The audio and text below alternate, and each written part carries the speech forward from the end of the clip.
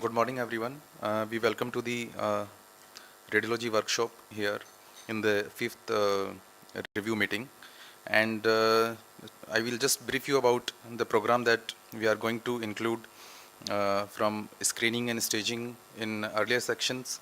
Then there are some new roads that are we are dealing in the interventional oncology, and then how the response assessment and the role of AI in the management of the lung cancer.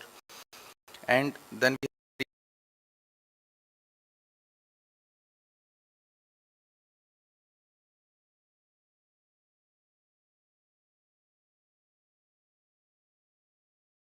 we gift voucher to them.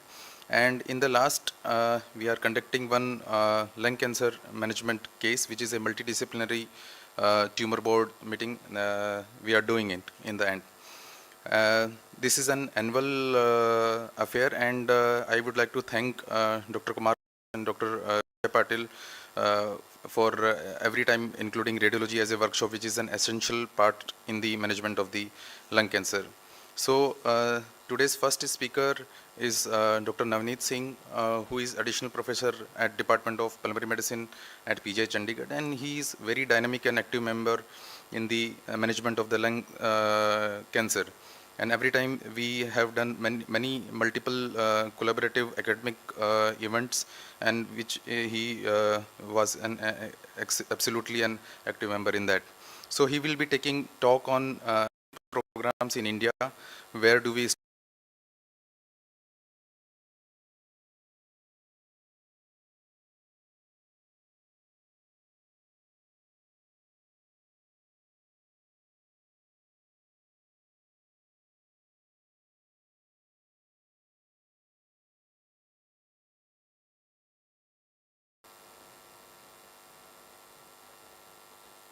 Hello everybody.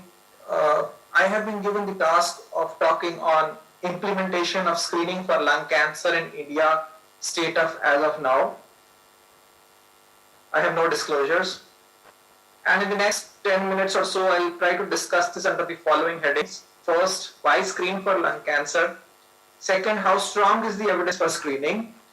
And a sub question for that is the evidence equally strong on individuals who may want to get screening? And finally, what are the challenges to implementation of LDCT screening in India? So coming first to why screen for lung cancer. So if you see, most patients present with advanced disease, which is stage 3B or 4. In fact, our own data shows that stages 1 to 2 is less than 4%, and stage 3A is just around 12 to 13%.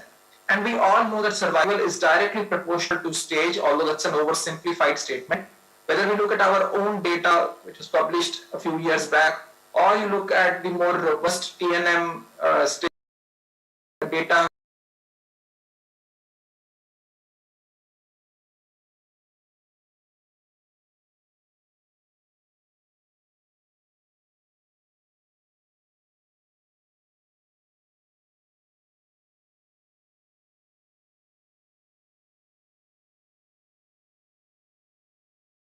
stage, you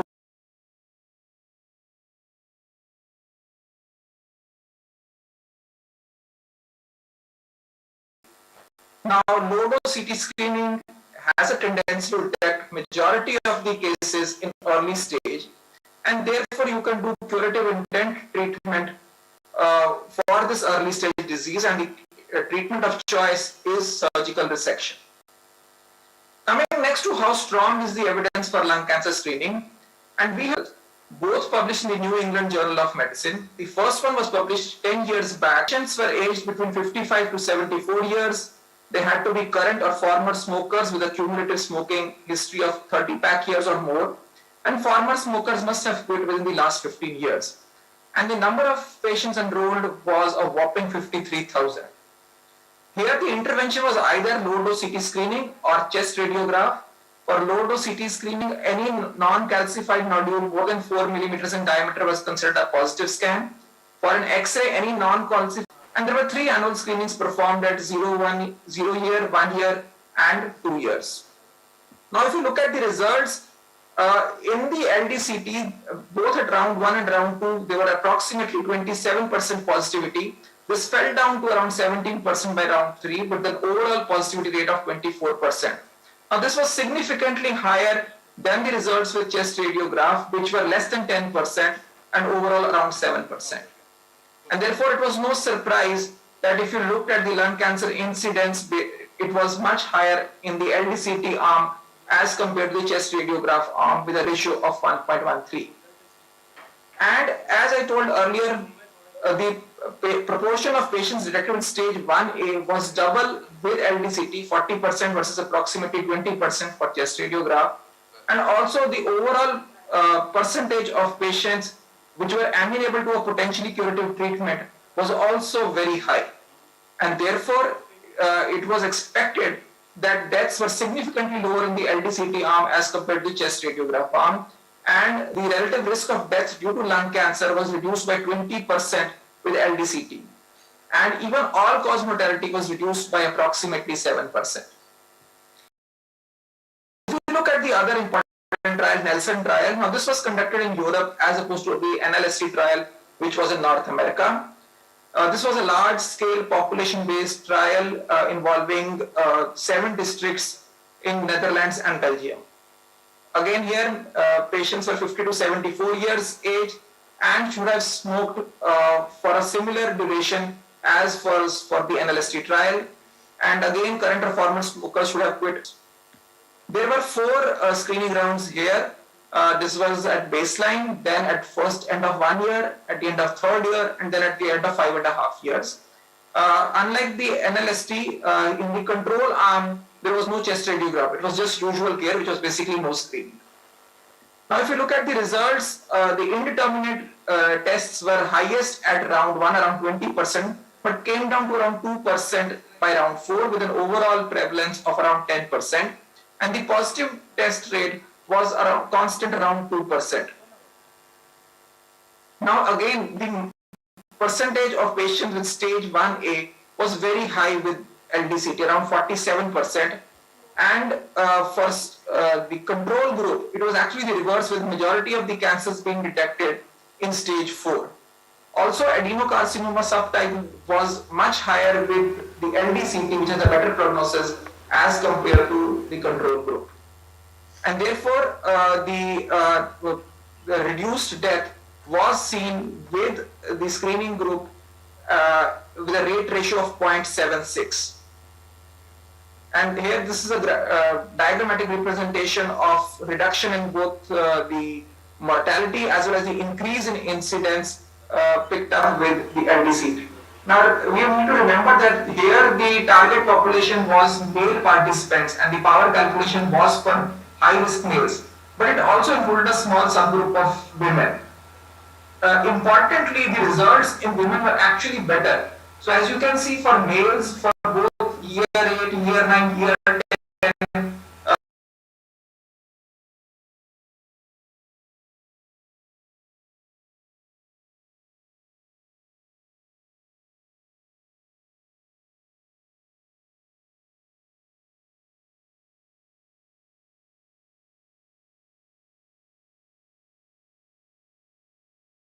year 10, but still was better than the for males. Now, if you just compare the 2 trials, so NLST was LDCT versus chest radiograph, Nelson was LDCT versus no screening. Patients approximately 16,000 in Nelson versus around 53,000 in NLST. A positive result was more than 4 mm in LLST by criteria. Age very similar, smoking history again very similar. But the important difference was the positivity rate. So it was 24% in NLST while only 2% in Nelson. And consequently, the positive predictive value was much better for the Nelson as compared to NLST. Now, the important thing was that the proportion of stage 1 cancers was very high, 62% in NLST and almost 70% in Nelson. And the reduction in lung cancer deaths was 20% in NLST and much higher in Nelson. And if you looked at females, it was at even a bigger magnitude. So if you have to answer this question, it is the evidence is very strong for all individuals. The answer is no, because it's only been evaluated for heavy smokers, and we know now that there is an increasing incidence or a higher proportion of lung cancer in never smokers and light smokers. So do they really benefit equally, more or less from LDCT screening? That is something which we don't have the answers yet. Coming lastly to the challenges related to implementation. Now, one needs to remember that LDCT screening is not a test. It's a whole chain of evaluation. And if you were to compare this to a ship crossing the ocean, it's not a destination. It's a journey towards a destination. And therefore, if you want to implement LDCT, everyone needs to be on board this ship. And that will include people evaluating initially for screening, which is pulmonology, the actual process of LD screening and release screening, which is by diagnostic radiology, tissue acquisition for abnormalities, which is by interventional radiology, tissue testing by pathology, staging if lung cancer is proven will require nuclear medicine and again pulmonology, and curative treatment if it is shown to be early stage lung cancer that will require thoracic surgeons, or if not medically operable, then radiation oncology. Luckily, at our institute, we had the immense cooperation and support of all the disciplines involved in management of thoracic tumors, and therefore we were able to do a pilot study in the recent past. And just to share briefly the results, we had assessed around 520 patients for eligibility.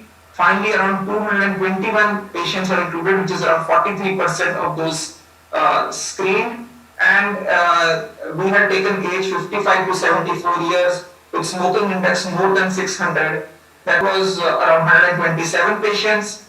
And those with lesser smoking index but presence of COPD concomitantly, that was a little less than 100 patients. Now, if you look at the results, 74 patients had a positive LDCT scan, and there was a small number of patients with other abnormalities.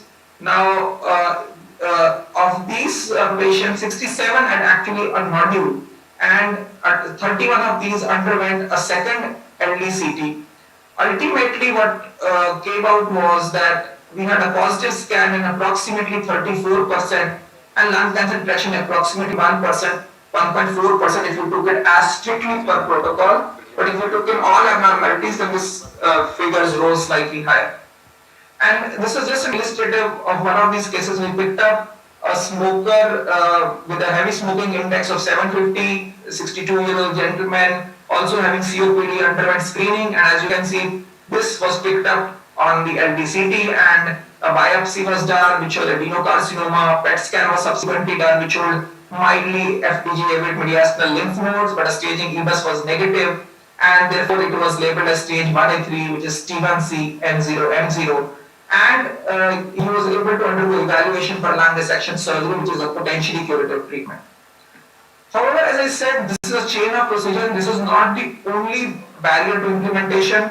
The problem is also extrapolating data from high-income group countries, basically whether to take cigarettes which are quantified as pack years, or whether you want to use smoking index, which is used for BDs or smoking products, age to enroll in India, the median age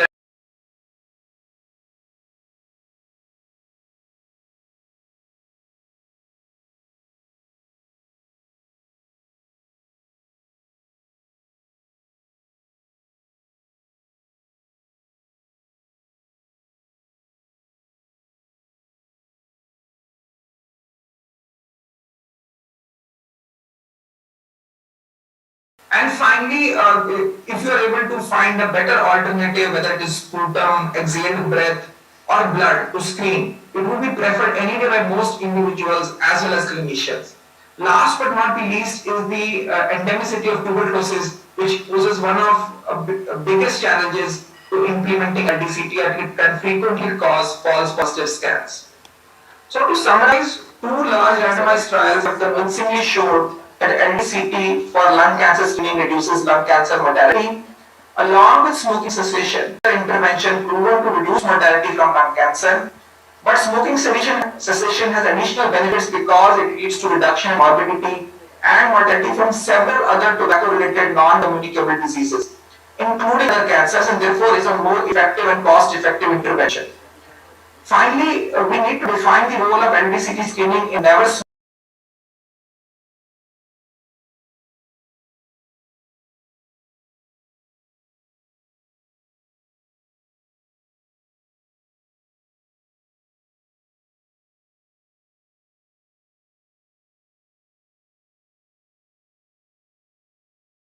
uh, decade and a half in the field of lung cancer.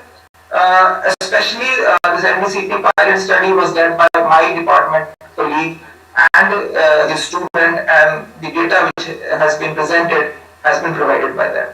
Thank you very much. Thank you so much for the illustrative talk, sir. And what are the hurdles that we are facing at implementation? I will just like to see whether there are any queue. Good morning, sir. Now, Vijay here. Hello. Hello. Hello. So can you hear me? Hello. Okay. Okay. Okay. Okay. So so I'll Dr. Bharat is there, and I'll direct the question to Bharat. But now Lodo's CT scan screening seems very good, and there is data also to that. Now in a resource constrained setting like India, where getting CT scans is difficult, how do you see, and we know that we have not been able to do screening programs for breast properly or for cervix, which have much more less resource requirements. How do you see, would we be able to implement Lodo CT scans in anywhere near future? So that is a wonderful question. Actually, we were wondering 2 years back, before COVID times. We always wondered about mammography also, because sitting in Mumbai is something different from rural areas. We have a privilege to have access to best of the radiologists who are dedicated in oncology. But if you see in COVID times, when we started the telemedicine, I started getting so many calls from the periphery. We have just done this HRCT and we picked this nodule and immediately underwent biopsy. So many cases. So it actually showed that if we implement to certain extent the low dose CT in lung cancer, we can pick up the curative segment of the entire population. Definitely, there are going to be interventions in terms of false positive, false negative reports. Then we have to streamline every scan which is getting done in the periphery, where there is no dedicated oncology center. Through telemedicine, through the PACS, the images can come to centers like Tata Memorial. You have peripheral centers. There has to be a network. Every CT should be evaluated, and then that patient should be subjected for biopsy, because biopsy comes with some kind of morbidity. So if that network, definitely it is challenging, but if we establish a network, definitely it is worthwhile to go for intervention of low dose CT. So I think what you are speaking about is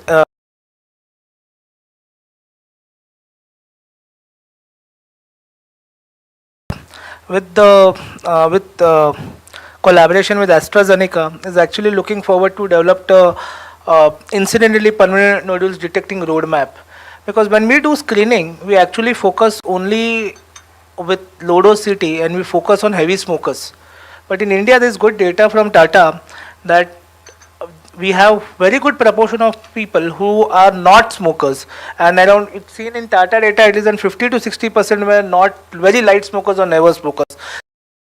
So only a Western-based strategy of looking and focusing only on smoke missed the non-smokers. As opposed to this, what Dr. Bharat has highlighted about incidentally permanent detected nodules, that's a program in collaboration is called Lung Alliance Ambition Project is going to be up, which is actually looking to focus on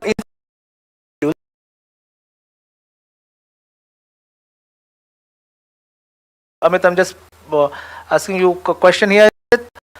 How do you see that one of the important resources, there will be a lot of scans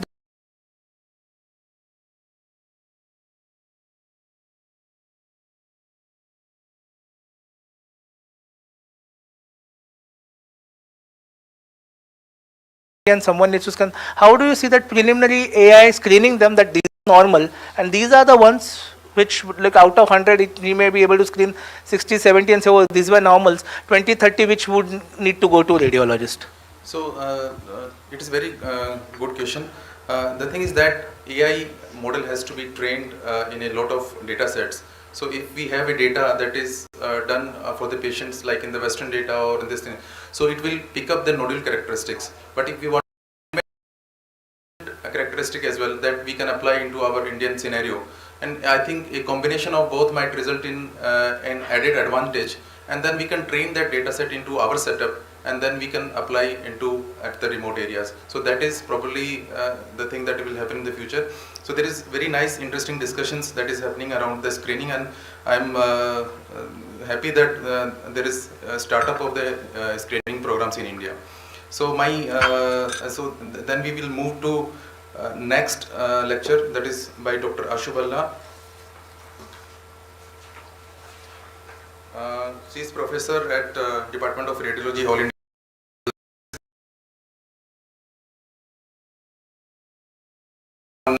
Promoting the chest radiology, especially at AIIMS and at various institutions that are coming up, and she is also handling the Society of Chest Imaging and Interventions. She is speaking on approach to lung nodules that are detected on lung screening. So over to you, Dr. Ashu Balla. Morning, Amit, and all of us joining us from Mumbai. Is audio video all right? Can I start? Yes, yes. Yes. Yeah, okay. So we had a healthy debate on whether to have LCS or not screening program, but first I will address how to approach a lung nodule which has been picked up on a lung cancer screening, and then contribute perhaps my 2 bit to the debate at the end of my So the program, just like we have RADS guidelines everywhere, we have similar RADS guidelines for reporting the screening CT scans which are done under the LCS programs. Currently, we are supposed to follow the version 1.1. The first version came out in 2014 and 1.1 came out in 2019. And since we are discussing, incidentally detected nodules, I will clarify this issue later, just to say that lung RADS as such cannot be applied to any nodules outside of a LCS setting.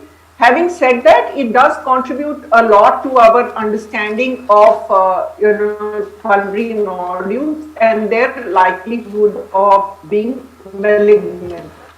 So it is not to be used for lesions detected on any other CT studies. At the end of assessing the CT, we give a lung RAD score, cancer screen. You label it as a positive screen or a negative screen, and then suggest a further action. What are the components whenever we evaluate a lung nodule under the lung RADS program, and basically for every nodule, is basically consistency, size, growth, and additional clear-cut benign features and malignant features. Consistency is something which has really come up in nodules, which means that you label a nodule as being solid, part solid, or ground glass. So amongst these, the purely ground glass nodules, are relatively benign lesions, likely to have no growth, less growth, or being infections and other causes. That's why a positive screen for non-solid or GGO nodules has been kept at 30 mm. On the other hand, if you have a solid nodule or a part solid nodule, this size for a positive screen has been kept as 6 mm. The definition of ground glass remains the same, that if you can see vessels or bronchi through that nodule, it gets labeled as a GGN rather than a solid nodule, and a PS or a part solid will have part of a ground glass, part of solid. These two put together are also referred to as subsolid nodules. Then what is important is on size measurement. How do we measure the size? So you would take two largest diameters perpendicularly, take the average out. So these are the two diameters divided by 2 and express it to 1 decimal point. As we go and see the various lung RADS categories, the ground glass and the solid component needs to be measured separately and reported separately. So that is with the measurement. We come to growth. Again, growth is defined as an increase in a diameter of more than 1.5 mm. But what we need to remember is that when we deal with subsolid nodules, the size is not the only important thing. We also need to follow sequentially the attenuation. If the attenuation increases, that means the nodule becomes denser. That also goes into a suspicious nodule. Or if a new solid component comes or the solid component itself increases while the overall size of nodule remains the same, these are all labeled as growth. Looking at categories, very similar to the other screening reporting systems, 0 means incomplete. Now, what are the clearly negative or benign features which have been given? So, the patterns of classification, if we can remember with the 4 C's, complete or central or popcorn or concentric, all of these or any of these patterns or presence of fat within a nodule is when you can clearly put it inside in the category 1 or negative screen. On the other hand, when we come to the benign nodules, which means very low likelihood of turning into cancer, as I mentioned, see in solid nodules, this size remains 6 mm, in PS also 6 mm, in GGN it remains 30 mm. There is a new entity which comes here, which is the periphyseal nodule, which is often mistaken for a nodule and reported and is actually a node. I will address a slide later to periphyseal nodule, but in periphyseal nodule, there is a size threshold of 10 mm, which is taken as benign, and more than that, this also becomes suspicious. But if you notice that when there is a new nodule, this 6 mm drops to 4 mm. So if there's a new nodule which you have detected, then 4 mm is also significant. Similarly, the category 3 or the indeterminate ones with the 1 to 2% likelihood of being cancer goes in size category 6 to 8 mm. Here if you see, once we reach Langerhans 3, the solid and ground glass component starts to be separated. You mentioned the total diameter separate and you mentioned the solid component separately. Similarly, in the suspicious nodule, basically the size keeps on going up. We now reach 15 mm for this, and part solid nodules also you mentioned separate solid and ground glass component. Endobronchial nodule is the new component, and no pure ground glass nodule makes it to category Langerhans 4. So only PS and solid are left here, and no pure ground glass nodule makes it here. So this is a 5 to 15% likelihood of being malignant. The very suspicious nodules with or without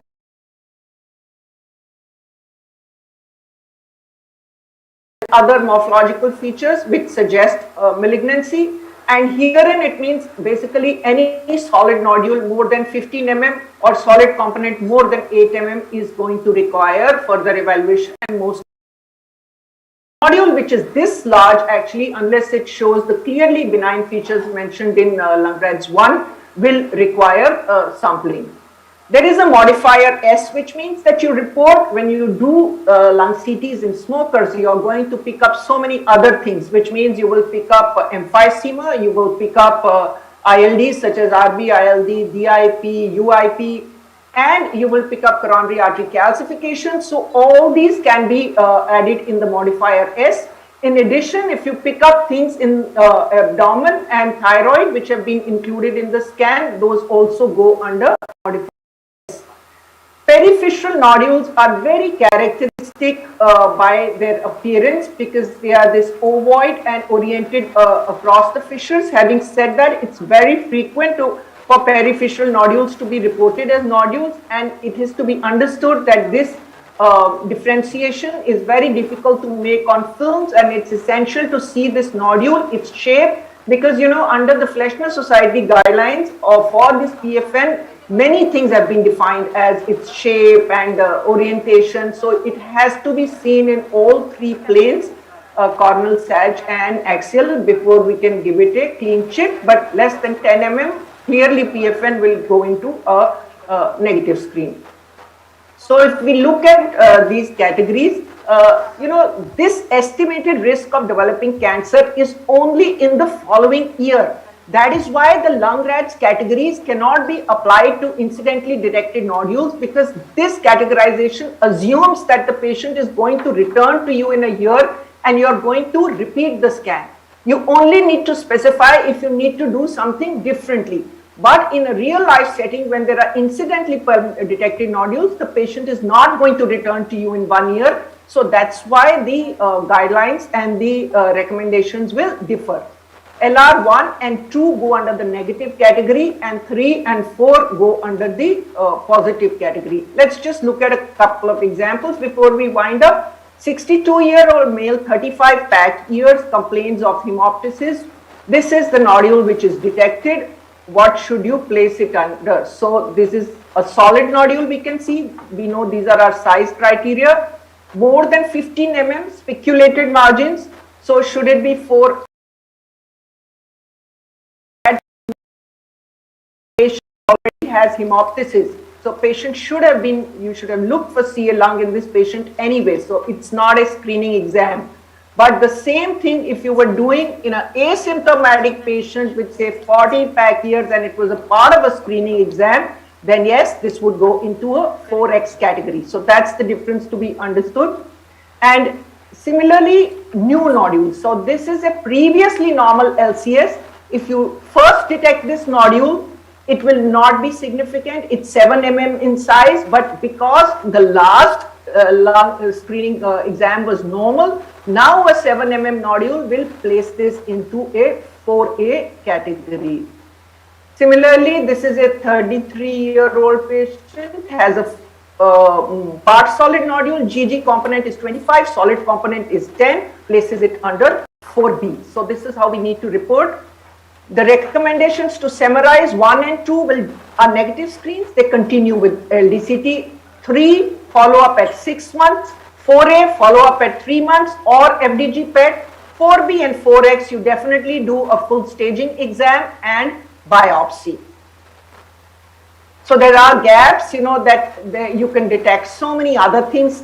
And while there is a guideline on the S modifier, it's not very clear. And different institutions report it differently. Are there any other CT reporting systems for LCS? There are, and different countries may follow it, but the most prevalently followed is lung RADS, and in the US, at least that is the only one which is authorized by insurance, so that's why that's picked up the most.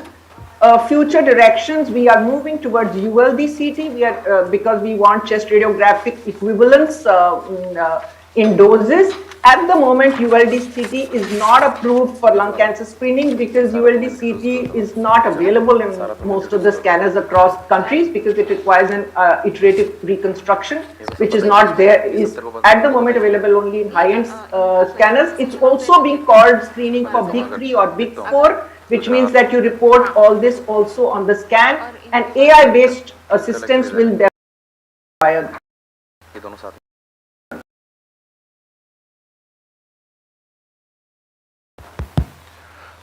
Madam, just there is one question for you. So, what do you think when the residents are looking for the screening chest?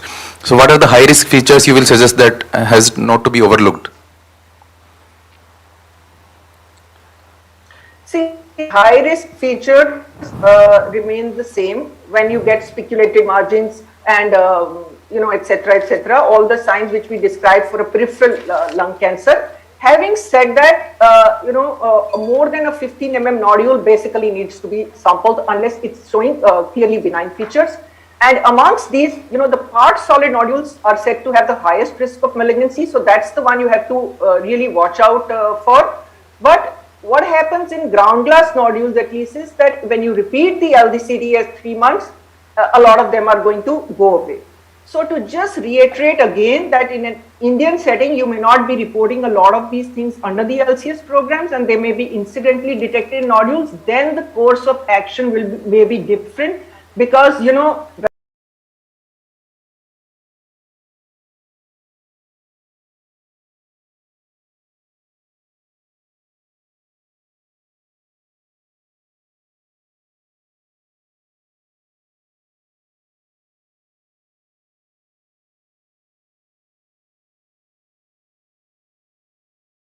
if you are strictly doing it under the lung cancer screening program, you can stick to the lung RAGS descriptors. Second thing, the thing is that because these nodules are very small and the chances that we get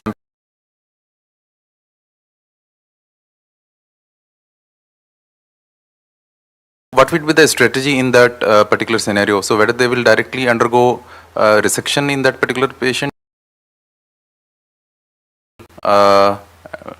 Upfront resection. You know, Amit, we send a lot of them for upfront resection if we even anticipate that it has very high risk features and, you know, you're not likely to get, I mean, it's not accessible. There are many situations like behind the scapula, and however much you may try, you're not getting a root.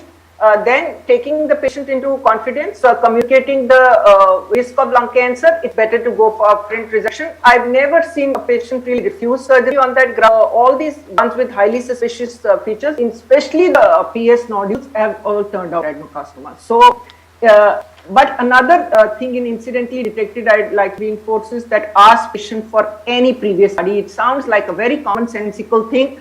But from the time that patient was born, if he has done any CT, if the nodule has been there for a while, it solves your problem. Otherwise, biopsy, negative biopsy or nodule for whatever reason not amenable to biopsy, it's better to go for an upfront resection, because at that point patient may need a sublobar resection or lobectomy, and subsequently, you know, adenocarcinoma may grow. Most of these PS nodules and these things are adenocarcinomas.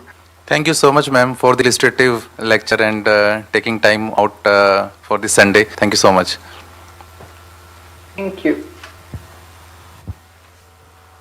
The next talk is on new TNM classification, anatomical imaging of non-small cell lung cancer by Dr. Mandeep Garg. He is a professor, Department of Radiodiagnosis and Imaging, PGI-MER, Chandigarh.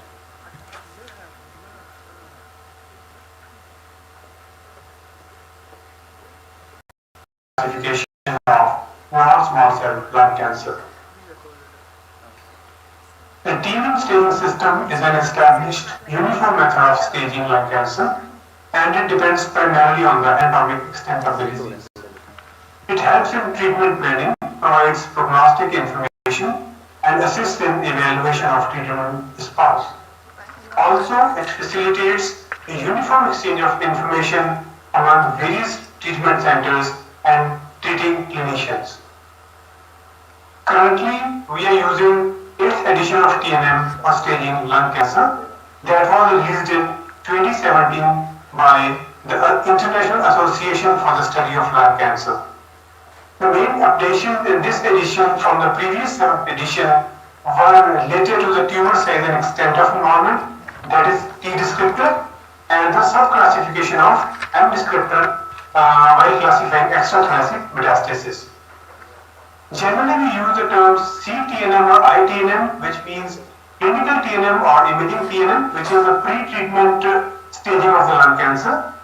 But also, we are using the terms pTNM, which means pathological TNM, yTNM, which means when we use TNM staging to assess the response to therapy, and rTNM when the staging is done during the recurrence of lung cancer. CT and PET-CT are the main imaging modalities used for TNM staging. By describing the T descriptor, every centimeter of the tumor size counts. And remember that there is separate criteria for solid nodules, subsolid nodules, which can be part solid or pure TGO, and the multiple tumor nodules or lesions seen in one lung or both the lungs. This is the chart depicting the various categories of T descriptor ranging from T1 to T4. I won't be able to go into the detail of each of these categories separately due to paucity of time, and also I presume that you must be aware of these different T descriptors. So what I will be covering will be the few contentious issues or where some clarity is needed while reporting or giving TNM staging to various lung tumors. One such instance is when we get multiple T descriptors in one tumor nodule. So in these categories, we have to use the highest T descriptor, For example, if the tumor size is small, but the T category for the invasion is higher, so we have to give the overall T descriptor as depending upon the invasion or the extent of the tumor, and vice versa. This is one example. Like here is a tumor sitting here. If you measure the greatest dimension of this tumor is approximately 1.5 centimeter, which makes it to be a T1B category. But if you notice, there is also associated atelectasis. So, which will make this tumor to be T2? So, what will be the final descriptor, T descriptor that we have to give to this tumor? It will be T2, as we have to give the highest applicable T descriptor. Whenever there is a discrepancy or there are two T descriptors applicable, we have to use the highest T descriptor. Another limitation in the measurement of tumor size is that CT scan generally has been shown to overestimate the tumor size, especially for non-small cell lung cancers upon the pathological review. Then there can be intra-observer variation while reporting the size of the lung tumors, lung nodules, and other technical or patient-related parameters such as size thickness, reconstruction kernel, patient's level of inspiration at the time of scan acquisition. These can also contribute in the variable reporting of the nodule size on CT scan. Sometimes we can also get necrosis or cavitation within the tumor nodule. The tumor nodule can have ill-defined margins and post-obstructive pneumonitis or radiation changes in the surrounding lung, which may create a challenge to accurately and precisely measure the tumor size even for the most experienced radiologists. For instance, in this case, you can see there is a tumor sitting here which has a lot of speculation in the surrounding lungs. Also, you can see there is a small area of a band-like or plate atelectasis in the anterior portion. Sometimes these tumors can be difficult to accurately measure if you are not able to define the edges which need to be measured for the tumor size. In the subsolid nodules, which can be part solid or pure GGO, the most difficulty comes in measurement of part solid nodules, especially the measurement of the solid component, because sometimes there can be presence of multiple complicated or scattered solid areas within one nodule rather than a single focus of solid component, and there exists no consensus on how to make the uniform measurement of these solid component tumors in the subsolid nodules.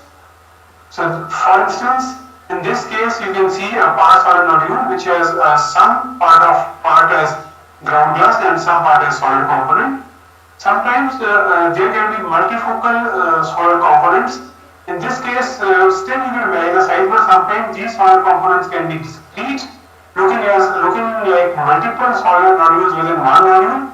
So, in these cases, the measurement of the accurate or the exact size sometimes can pose a challenge. In N descriptor, there is no change from the 7th edition, as I have already told you.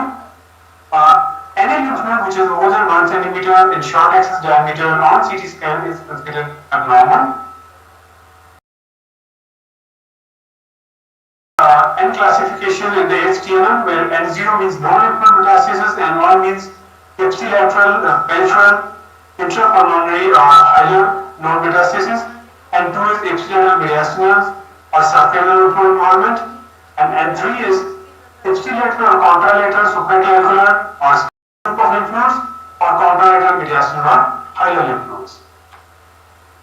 There are few limitations in lymph node size assessment as well, because many times it has been found that lymph nodes smaller than 10 mm in short axis diameter are found to be malignant, while the nodes less than 10 mm or nodes 10 mm or more are reported to be benign.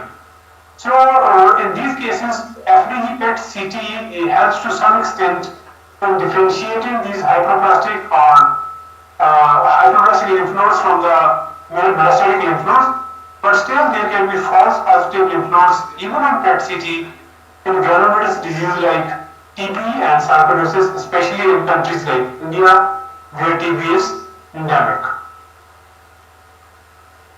Sometimes when we have to grade the subretinal lymph nodes, it is difficult whether to label it as N1 or N2. As in 8th edition of TNM, the majority of data for N component was collected from Japan, which used Nehru Japanese map, and they placed the subretinal space as N1, while the Mountain Dressler American Thoracic Society uses subretinal space as N2. To overcome this difficulty, that we must follow a unified international lymph node map called IASLC map for all future categorizations, so as to avoid any discrepancies. And I hope you all are aware of this base lymph node stations as given by the SLC.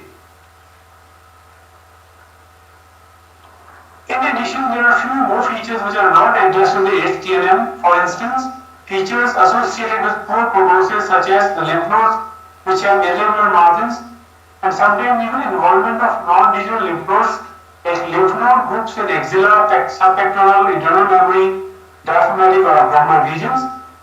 So it's not clear whether these lymph node stations are to be considered as M1 disease or as M3 disease, and further clarification is still needed. Then in the M descriptor, M1 is no metastasis, M1A is intrathoracic with metastasis or contractile lung nodules or pleural nodules, pleural effusion or pericardial effusion. M1B is single extrathoracic metastasis in a single organ, and M1C is multiple extrathoracic metastasis. There are many challenges in the 8th TNM staging system, especially when we have to evaluate the pleural invasion. There is still no absolute criteria to identify on CT scan how to differentiate visceral from parietal pleural invasion, especially in clinical staging. And the most accurate and the most reliable CT finding for chest wall invasion remains the destruction of the bone, which is not seen in many cases. The moreover, the present database has information on immunohistochemistry and molecular genetics. Also, it may be necessary to consider presence or absence of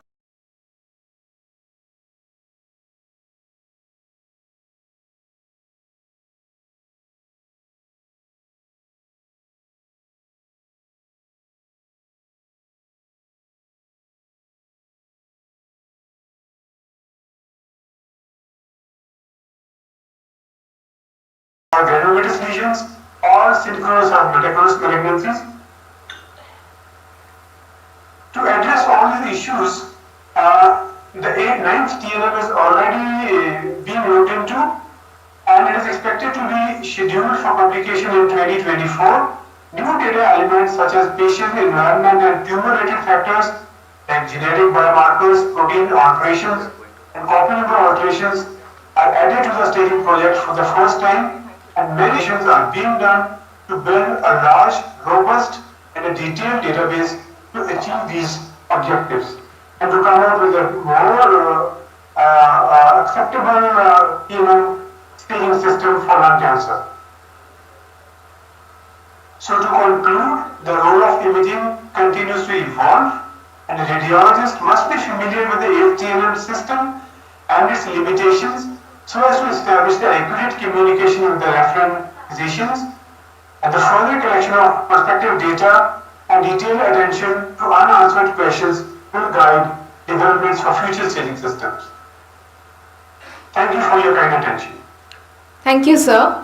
The next talk is on new TNM classification, metabolic imaging of non-small cell lung cancer by Dr. Nilendu Purandare.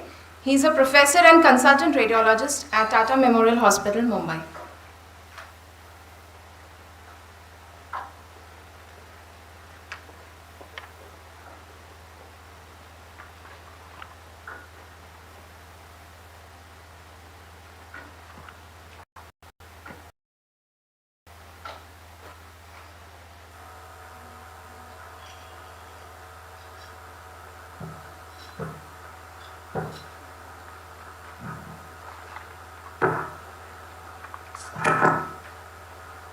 Morning everyone.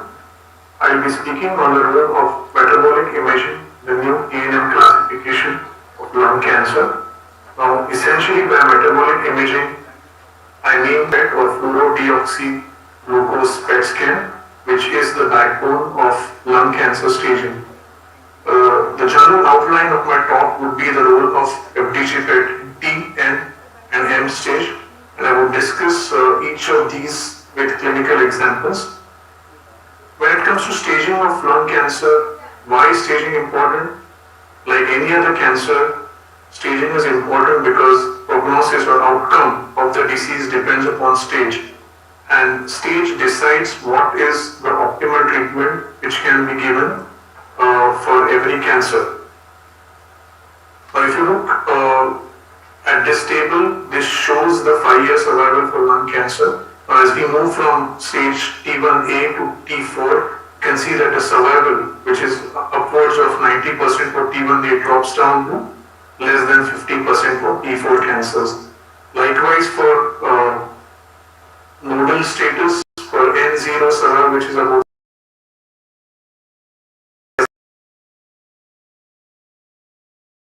disease, survival, which is about a year for M1A, drops to less than 6 months for M1C. So you can see that it's the stage which decides the outcome.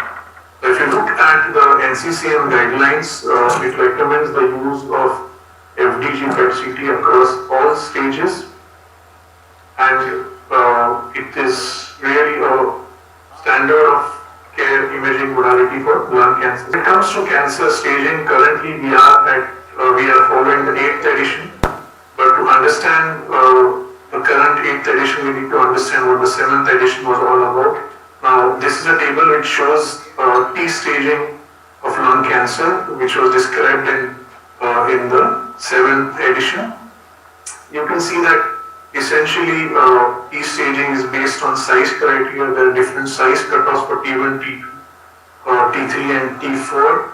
Now, when it comes to the new TNM staging or 8th edition of TNM, there are a few variations which are again based on size. For example, T1, which was just A and B for 7th edition, is now become T1, A, B and C, and so on and so forth. T stage depends upon size and what the tumor does to the surrounding structures like the chest wall, diaphragm, blood vessels, etc.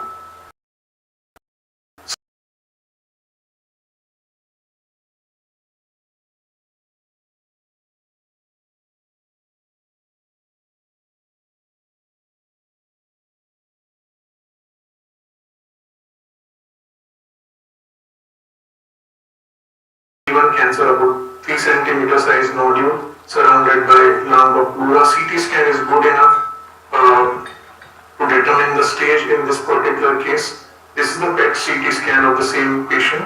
Now here you can see that FDG PET daily does not add any additional value. Similarly for E3 stage, you can see that this is a tumor which is infiltrating the mediastinal pleura, and is the mediastinal factor here. This is T3 stage. CT scan tells you everything. This is the PET CT of the same patient. Again, PET doesn't add any incremental value.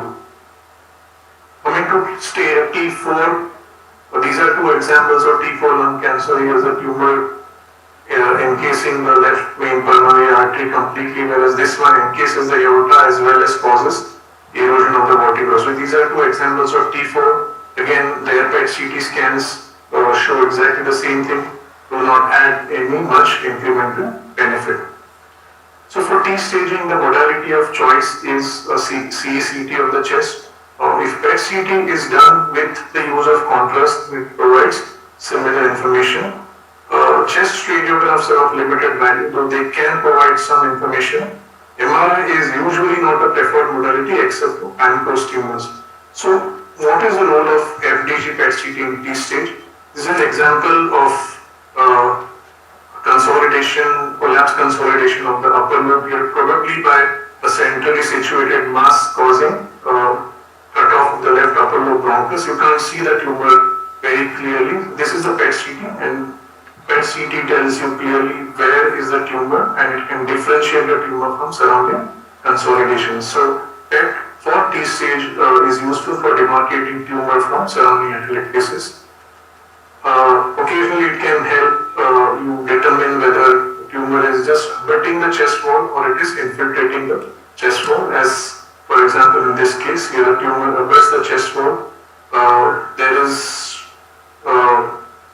you can see on the FDG PET that there is this atelectatic change here and the tumor actually is not abutting or infiltrating the chest wall. So these are occasional examples where FDG PET can be useful for staging.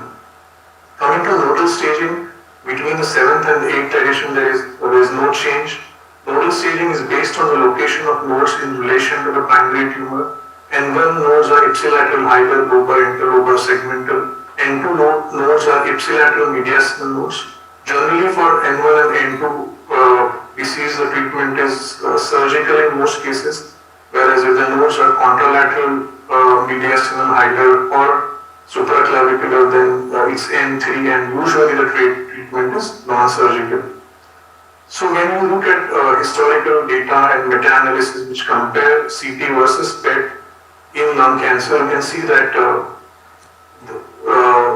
PET CT has higher sensitivity as well as specificity compared to CT scan. And this is because of the inability of CT to detect disease in small sub-centimeter size lymph nodes. CT uses a cutoff of centimeter, whereas CT can also pick up larger nodes which are inflammatory in nature. Now, this is the conventional teaching or wisdom in Western literature. Coming to Indian setting, it can CT, the advantage of FDG PET CT are a little bit minimized because of detection of false positive lymph nodes as well. This is an example of a lung cancer here on the left side. This is small mediastinal lymph node, less than a centimeter in size, which would be called as negative by CT criteria, but shows intense uptake on PET. This node on mediastinoscopy was positive. So this is CT negative, but PET was positive. So this shows that PET has a higher sensitivity than CT scan. If you compare the role of PET for nodal staging across various countries, you can see that the negative predictive value of PET for mediastinal nodal disease is high, whereas the positive predictive value is quite modest. And we looked at our own data, the negative predictive value was equally high, and the positive predictive value was around 53%, which tells us that PET has false positives and it can't really differentiate metastatic from granulomatous mediastinal lymph nodes. So this is an example of a lung cancer with this extensive mediastinal lymphadenopathy. This is another example of a lung cancer with FDG mediastinal lymph nodes. Now one of them is TB and one is cancer. It's very difficult to determine which one is tuberculosis and which is cancer. This one was cancer, whereas these FDG mediastinal nodes was tuberculosis. For nodal disease, TB or not TB, false positive PET remains a challenge. If there is a positive PET, then invasive staging was required by EBUS or mediastinoscopy. If the PET is negative, this has a high negative predictive value. The current practice in our institute or in most centers is still to do mediastinal staging. Now for M staging, for the current edition, the M staging which has been split into M1A, M1B and M1C. So M1A is mainly intrathoracic metastases which could be contralateral lung nodules, pleural or pericardial effusion, whereas M1B is a single site of extrathoracic mets, whereas M1C is disseminated extrathoracic metastases. For M1A, CT scan is good enough, and for M1B and C, there are several modalities like bone scan, PET CT and MRI brain, but a combination of PET and MRI brain covers up all sites of extrathoracic metastatic disease. And when the patient is M1B or M1C, it's usually systemic therapy which is offered. So for metastatic disease, PET really makes an impact. There have been a few randomized trials which have looked at the ability of PET to prevent futile thoracotomies in early operable lung cancer. You can see that nearly 20% of patients, when PET scan can prevent futile thoracotomies, in a randomized trial setting, when PET scan was used to stage disease in one arm, whereas in other arm, conventional workup was used to stage the disease. So when PET is added to the diagnostic algorithm, now 20% of patients' futile thoracotomies are prevented, and this is because of detection of subtle, silent metastatic, distant metastatic disease. This is an example of a lung cancer here. On looks operable, on CT scan there is no obvious metastasis, but on PET you can see that there is this peritoneal disease. So T2N0M0, which can be operable, now becomes T2N0M1. It is inoperable and needs systemic chemotherapy. Another example of a centrally situated lung mass here, PET-CT detects these certain sites of metastasis to the chest wall and also in the bones. You can see PET in the pubic bone, and this makes it M1 inoperable. PET can be used to characterize certain small pleural effusion. An example for lung cancer with a small thin film of fluid which is often reported as reactive pleural effusion, and TAPs are very often negative, but occasionally in PET, when you do a PET scan, it is useful in detecting these certain sites of pleural metastases which have given rise to pleural effusion, so this patient becomes M1A. For brain metastases, MRI obviously is superior to CT. MRI is superior to PET, and thus MRI retains that superiority when PET is combined with CT. Negative PET-CT does not obviate the need for dedicated brain imaging at MRI. That's something which we need to remember. This is an example of brain metastases in the brainstem where PET shows no uptake. So this is the reason why MRI is relied upon and not PET-CT. That doesn't mean that all brain mets are missed. Sometimes PET does pick up brain metastases as seen in this particular case. So to summarize, FDG PET has an established for staging of lung cancer, and its most effective value is for M staging. Though for brain metastases, MRI is still preferred. For nodal staging, it is marginally better than CT, but it's still need to confirm with histology PET positive lymph nodes. For T staging, there is usually no additional value except in some situations which I mentioned, like demarcating tumor from atelectasis, etc. And PET is recommended by all guidelines for staging of lung cancer. Thank you for your attention. Thank you, sir. Our next talk is on the place of pathologist in the management of lung cancer in the year 2021 by Dr. Rajiv Kaushal.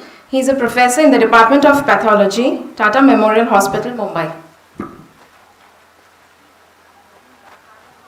Thank you, organizers, and especially Amit for giving me this opportunity. Can you see my screen and am I audible?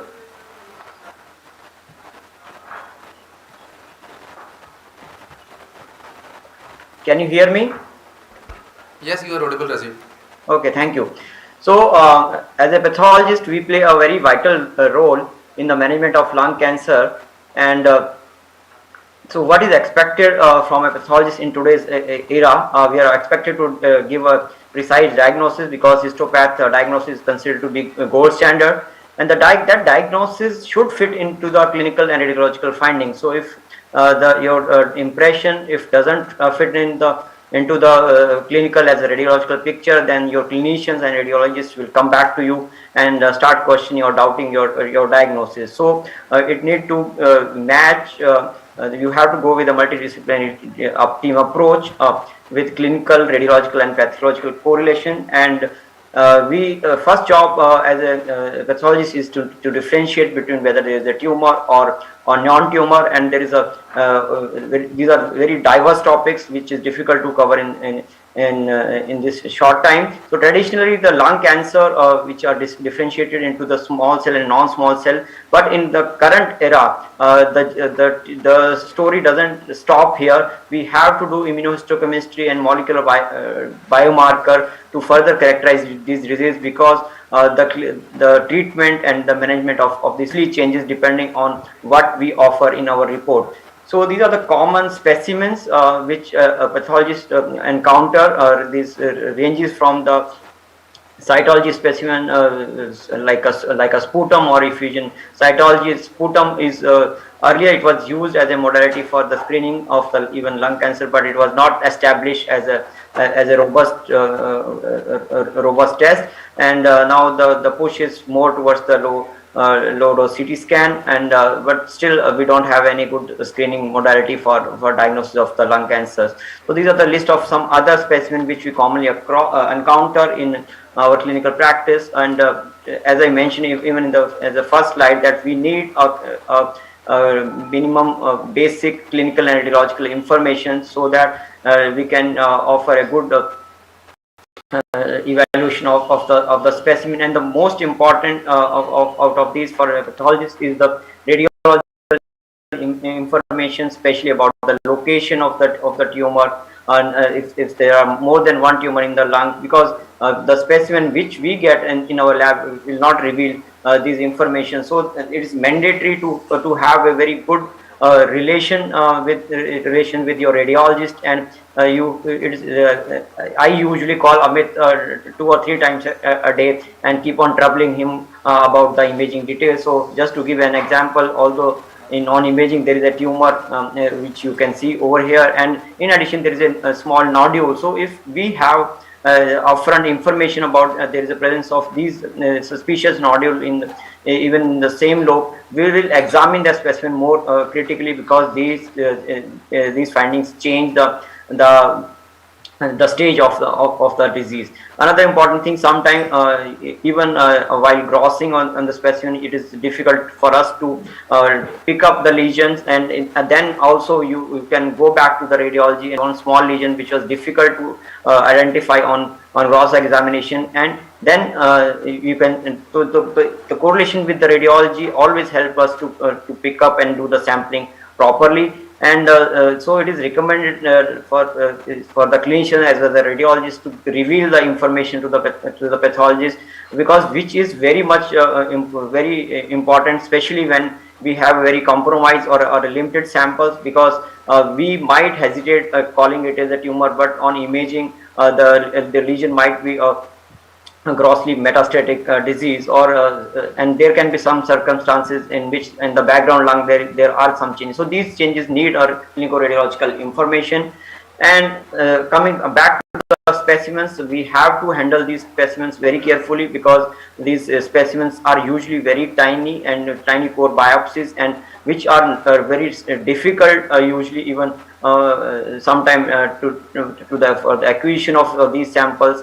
So these samples need to be handled very carefully, right from the acquisitions to the processing and diagnosis. As as being radiologist, you all know that sometimes it can be challenging, and the aim of our wish is to have as number of core as possible, because we need to provide a lot of information to the medical oncologist or the surgeons. So we have to so it is the responsibility of radiologists to provide us a good course, and minimum of 3 cores should be given from biopsy from different just to avoid the heterogeneity, which is again another hot topic in the lung cancer. And for cytology specimen, they should be converted into cell blocks whenever feasible. So we do practice the rapid on-site evaluation of the sample in our imaging room. So if the radiologists need to repeat the procedure, or if it is in a doubt, and especially the challenging and the repeat biopsy cases, the rapid on-site evaluation is done so that the diagnostic yield can be improved. And these practices are also endorsed recently by the College of American Pathologists, who they do mention that the small biopsies and even cytology specimens should be the ROS rapid on-site evaluation should be performed, and a few other recommendations about the tissue handling, that cell block preparation and fixation using 10% neutral buffer formalin is advised. So the handling and tissue fixation, they are very crucial steps. if the clinical suspicion is of malignancy, then the tissue should be put in the formalin. But if you have to send the tissue for microbiological evaluation, the separate tissue should go in the saline, and that sample of which contain the tissue in the saline should reach the microbiology lab, not the pathology lab. So because we see sometimes especially the cases which come from the outside for histopath review, they do send the samples in the saline, which is of no use to us. So next thing is about the using this material is not for morphological diagnosis, but we have to use the same tissue for molecular diagnostic, and hence we have to use our diagnostic workup very carefully. And although ISC is now recommended to use in most of the cases of lung cancers, but the ISC panel should be derived based on the pattern of the tumor, and that should also be as minimal as possible for diagnostic workup, so that maximum cases can go for molecular testing. So this was about the small biopsies, and next few slides I will discuss about the resection specimens which are sent to us from the thoracic surgeons, and the aim what the clinician expect in these cases is the confirming the diagnosis which was offered preoperatively. Another thing is they want the precise TNM staging, assessment of margin and adverse prognostic features which can assist in the treatment decisions. And recently now not only the RECIST criteria which are used to assess the response to the therapy, even the pathological response is also need to be, the information need to be given very precisely. So these are the various common specimens which we encounter in our routine practice. And another important thing is to have a correlation of the gross findings with the imaging, so that the sampling of these lesions can be done more precisely. So this is the way we slice the whole lung when we gross any tumor, and we sample the lesions by keeping the orientation which is based on the imaging. So this method helps to evaluate the various parameters, so that there can be more clarity on the TNM staging. And as highlighted by our previous speaker, there can be some difficulties in the T staging, especially related to its location, size, and also the distinction between if there are multiple nodules, whether they are synchronous tumors or isolated tumor nodules.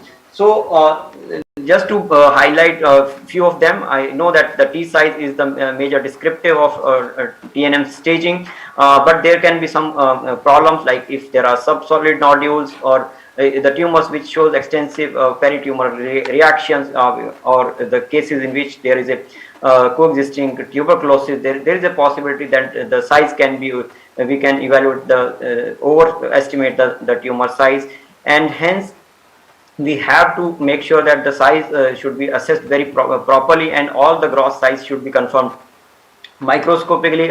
A few notes about the subsolid lesions which is of interest, because now even especially in the Western population, many small size lesions are being picked up, and so in future we also may be encountering more and more in pathology practice. So these nodules, they are not very well defined even on radiology as well as on histopath. So what is the recommendation? So it is the invasive component of the tumor which decides the size, and it is not the overall ground GGO which estimate which decides the size. So like if the tumor which has a pure lipidic pattern which is shown in this image will not be considered for T size, but the invasive component which is defined by other patterns than the lipidic is the T descriptors. So why it is important? Because it can change your stage, and so it's the same tumor if you measure it completely.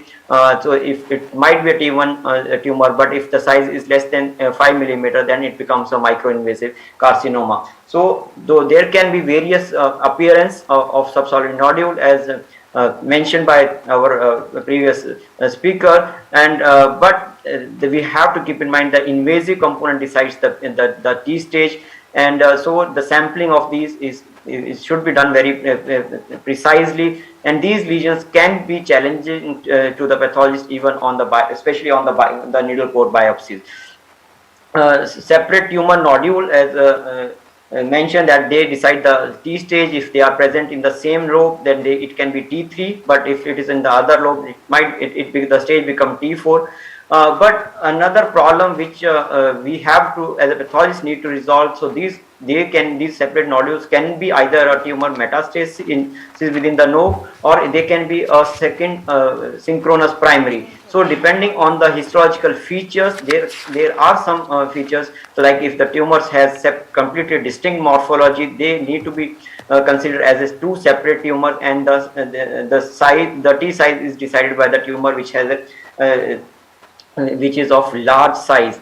So these are in addition, as I mentioned, now pathologists are also expected to assess the pathological response, because that is the end point for many clinical trials. And although there was no very well defined criteria earlier to how to measure the pathological response, it is recommended that sampling of entire tumor bed should be done, and that should be assessed for the percentage of viable tumor, necrosis and stroma, which include inflammation and fibrosis. So as done in many bone tumors, that like this grid-like fashion of grossing is done for assessment of the tumor, which is now done as to assess the response for clinical response for lung specimen as well.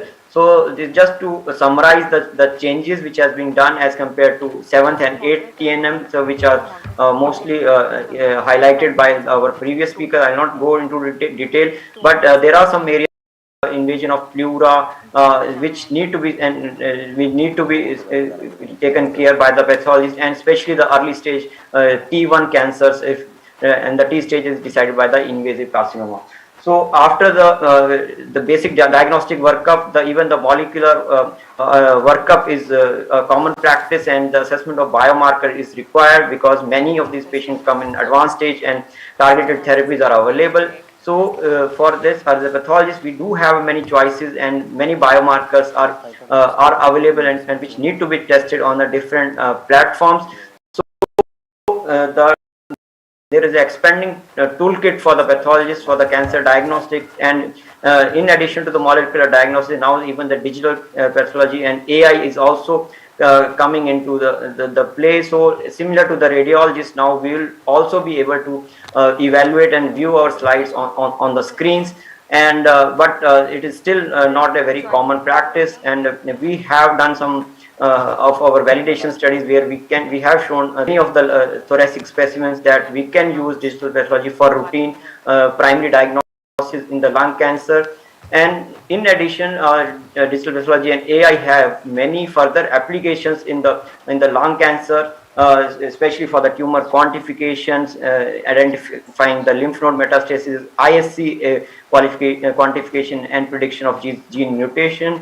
And some of these work we have already started in our lab. And just to show, this is the routine workflow which is being used for the tumor quantification, so that the best tissue goes for the molecular testing. So using this AI-based algorithm, we select an area, and the pure tumor area is subjected to the molecular evaluation. And these are the few of the other ongoing projects on which we are working. So to conclude, although there are a lot of expectations from pathologists in the current era, and they hold a center stage in the lung cancer management, because with the advancement of technologies, the expectations are more. But the key point is the communication, a good communication between the pathologist, radiologist, and clinician resolve most of the issues. With this, I end my talk. And thank you, Rajiv, for the illustrated pathology talk. And I know you are holding the central torch there in the dark hidden areas, and the way molecular pathology has changed the landscape of lung cancer management, it is just awesome. I will ask Nivedita to introduce the next speaker, and we will connect again in the panel discussion. Thank you. Thank you, Amit. Thank you, sir. Our next session is on interventional oncology. Dr. Kunal Gala will be delivering the first talk on image-guided tissue sampling. Dr. Kunal Gala is Associate Professor in Interventional Radiology at Tata Memorial Hospital, Mumbai.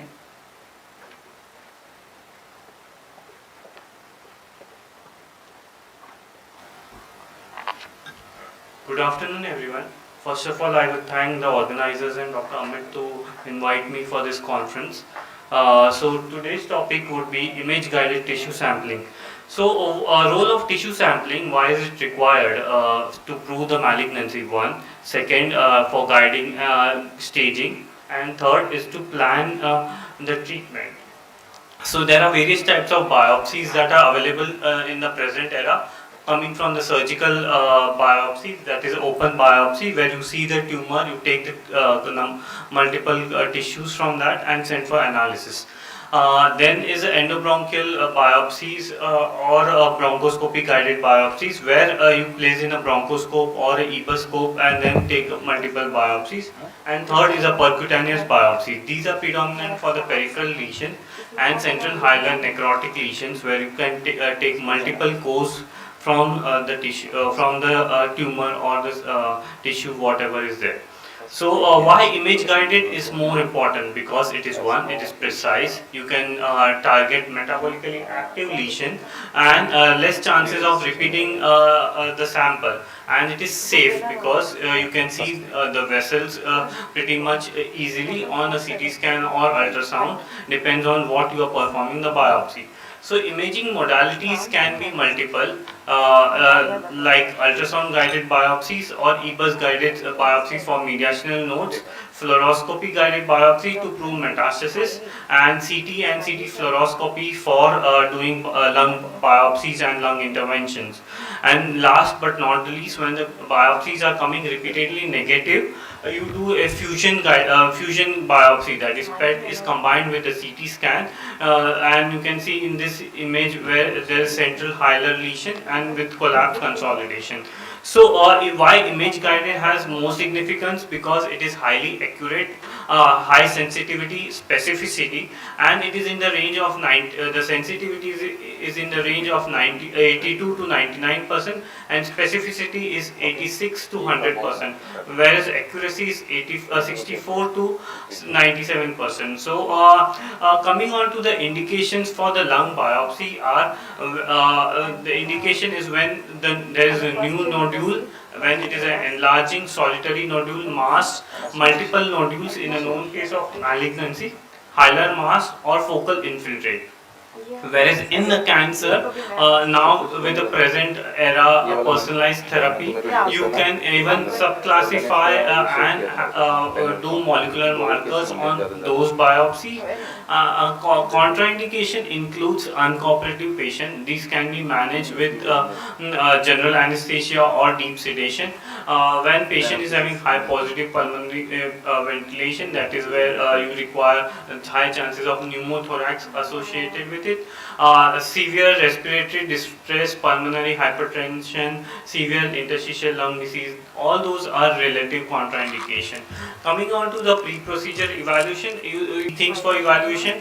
One is a CBC and platelets of the patient, which the platelets should be more than 50,000. The coagulation should be less than 1.5, and patient needs to have previous imaging, anticoagulants and antiplatelets inhibitor needs to be stopped prior procedure, and informed consent regarding potential complication, and that needs to be explained to the patient.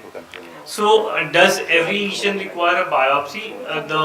Let's come on to this patient. So, this was a patient who was referred to our department for doing a biopsy of right upper lobe, left upper lobe. So, what you can see here is a mass lesion, but however, patient did not have a CT scan. So, when we did a contrast CT scan, what we observed, there was pseudoaneurysm which was communicating with internal mammary artery, and which was successfully embolized with the help of coils. This is an angiogram which is showing a pseudoaneurysm arising from internal mammary artery. And what you can see here is multiple coils which are placed and closing the front door and the back door of the aneurysm.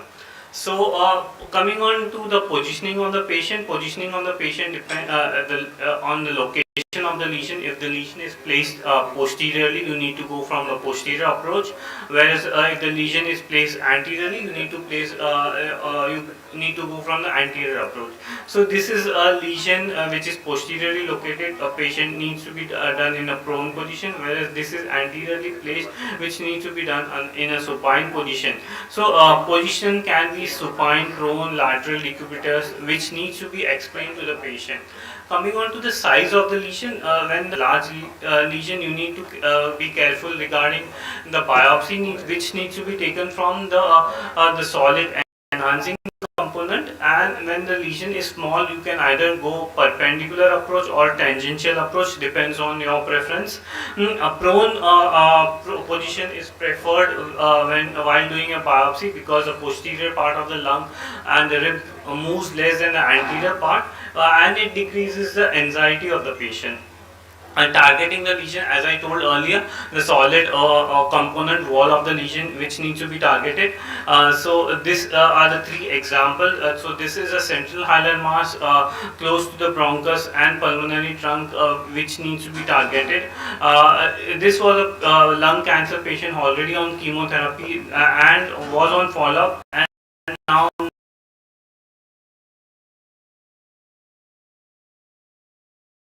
and along with collapse of the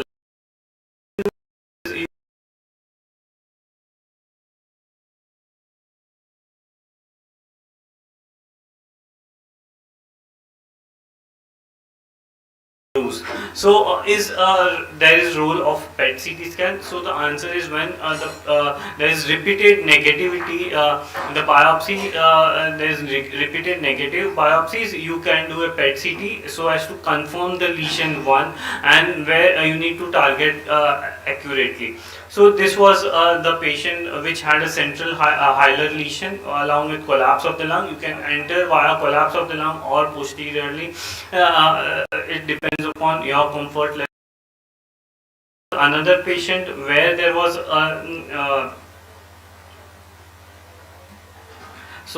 this was where it has the semantic nodularity, which was showing through the lung. So coming on to the basic concepts, it has to be done in a free breathing motion because it is highly reproducible. Lingula and mediastinum can have cardiac motion artifacts. Chest wall vessels needs to be seen accurately, that is the internal mammary vessels, and the fissures needs to be taken care about. So always you need to enter from above the rib surface rather than from the under surface, and you can see below the rib there is neurovascular bundles which are present, and this is you need to enter parasternally if lesion is located, or lateral to the internal mammary vessels. So one needs to be aware about the fissures, the two fissures on the right side and one fissure on the left side, and you can see here we have entered and through the four pleuras, actually the parietal visceral pleura outside, and this is parietal visceral pleura of the fissure itself. So you need to avoid those, and this is where the fissural anatomy comes an important play, because the chances of pneumothorax reduces. The scan protocol is low kV, low MA, limited number of slices, coaxial needle, and local anesthesia needs to be given. So post procedure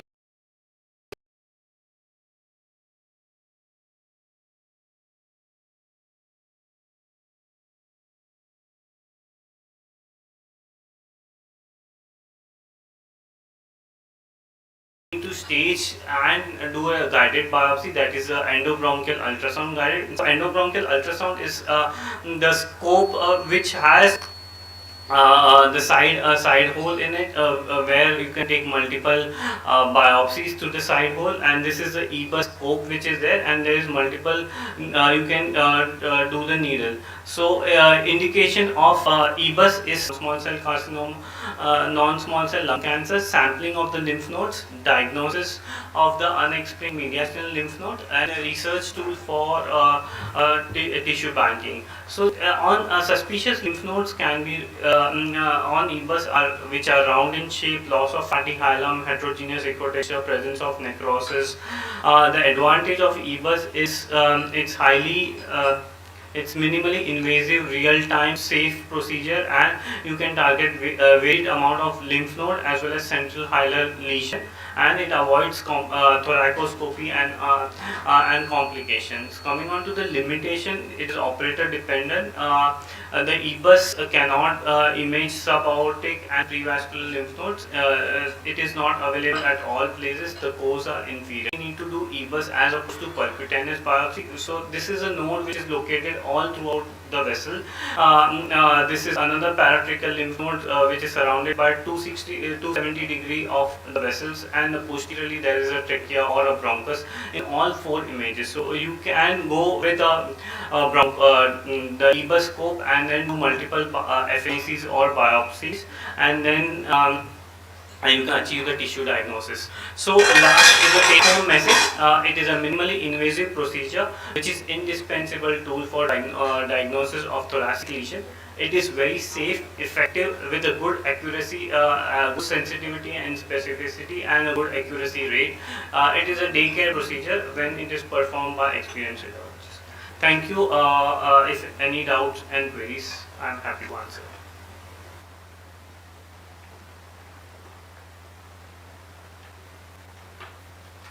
Thanks, Kunal, for the wonderful talk. The next topic is What's New in Thoracic Interventional Oncology by Dr. Nitin Shetty. He is a professor in interventional radiology in Tata Memorial Hospital, Mumbai.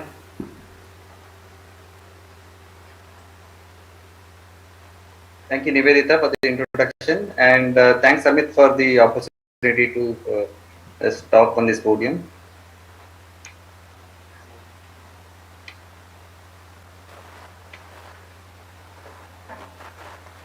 Can someone please confirm whether the slides are visible and whether I am audible? Yes, sir. Yes, sir. Thank you.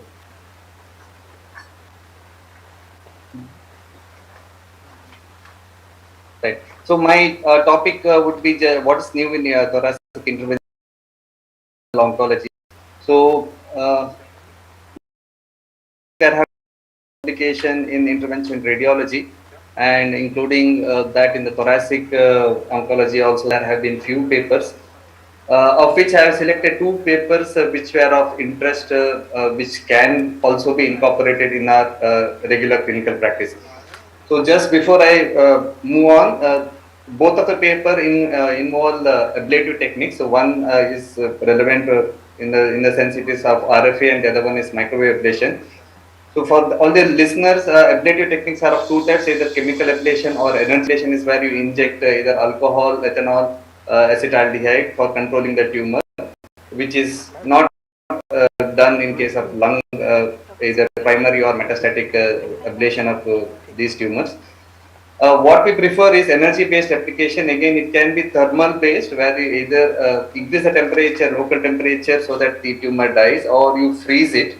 So that is how the thermal ablation works. Or non-thermal ablation, what is coming new is IRE, that is irreversible electroporation, where there is no change in the temperature, the local temperature, but there are pores that are created because of which the cell dies through by heat-based. We have got radiofrequency ablation and microwave ablation, which is most commonly performed, and there are also other modalities like HIFU, which is not done in large number for lung.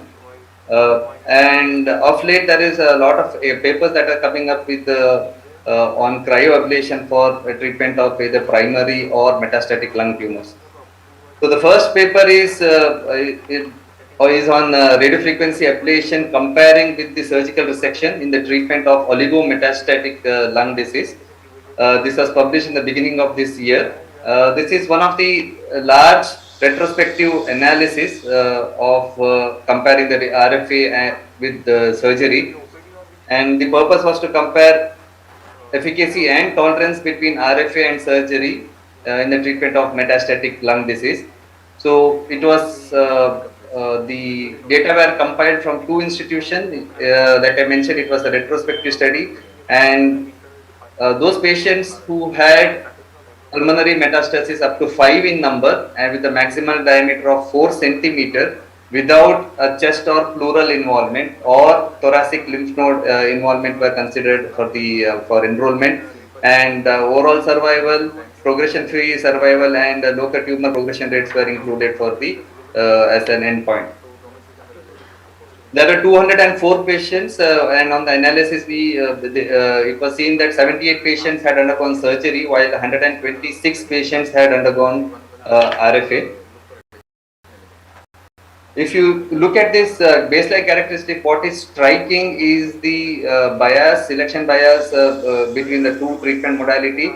If you see the age, there were much older patients in the RFA arm, and around 38% of the patient only underwent resection of the primary tumor as compared to 74% who had already radical treatment undergone for the primary tumor. Bilateral tumor were much more, almost 24 as compared to 6% in the in the RFA arm as compared to the surgical arm, and extrathoracic metastasis also were double in the RFA arm.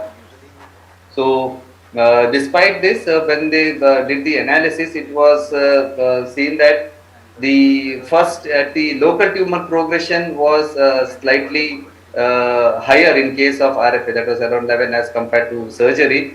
But the first year, second and third year progression, pulmonary progression free interval was almost similar, and progression free survival and overall survival were comparable between the two arms.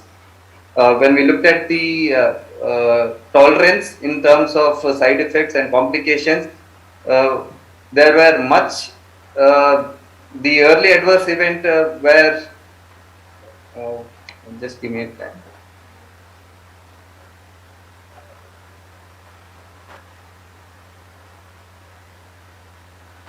One second.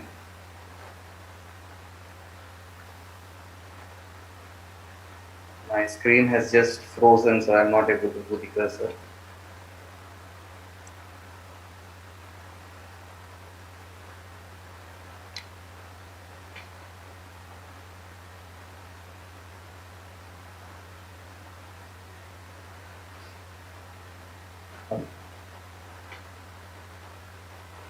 So the overall, the rate of complications was much less in the RFA arm as compared to the surgery. And if you come to the survival, you can see here that overall the pulmonary progression, progression-free survival, and overall survival were comparable between the surgery arm and the RFA arm. But however, the local tumor progression was initially in the first and the second year, it was more in the RFA arm. So the local tumor progression was higher, whereas overall progression and progression-free survival were comparable.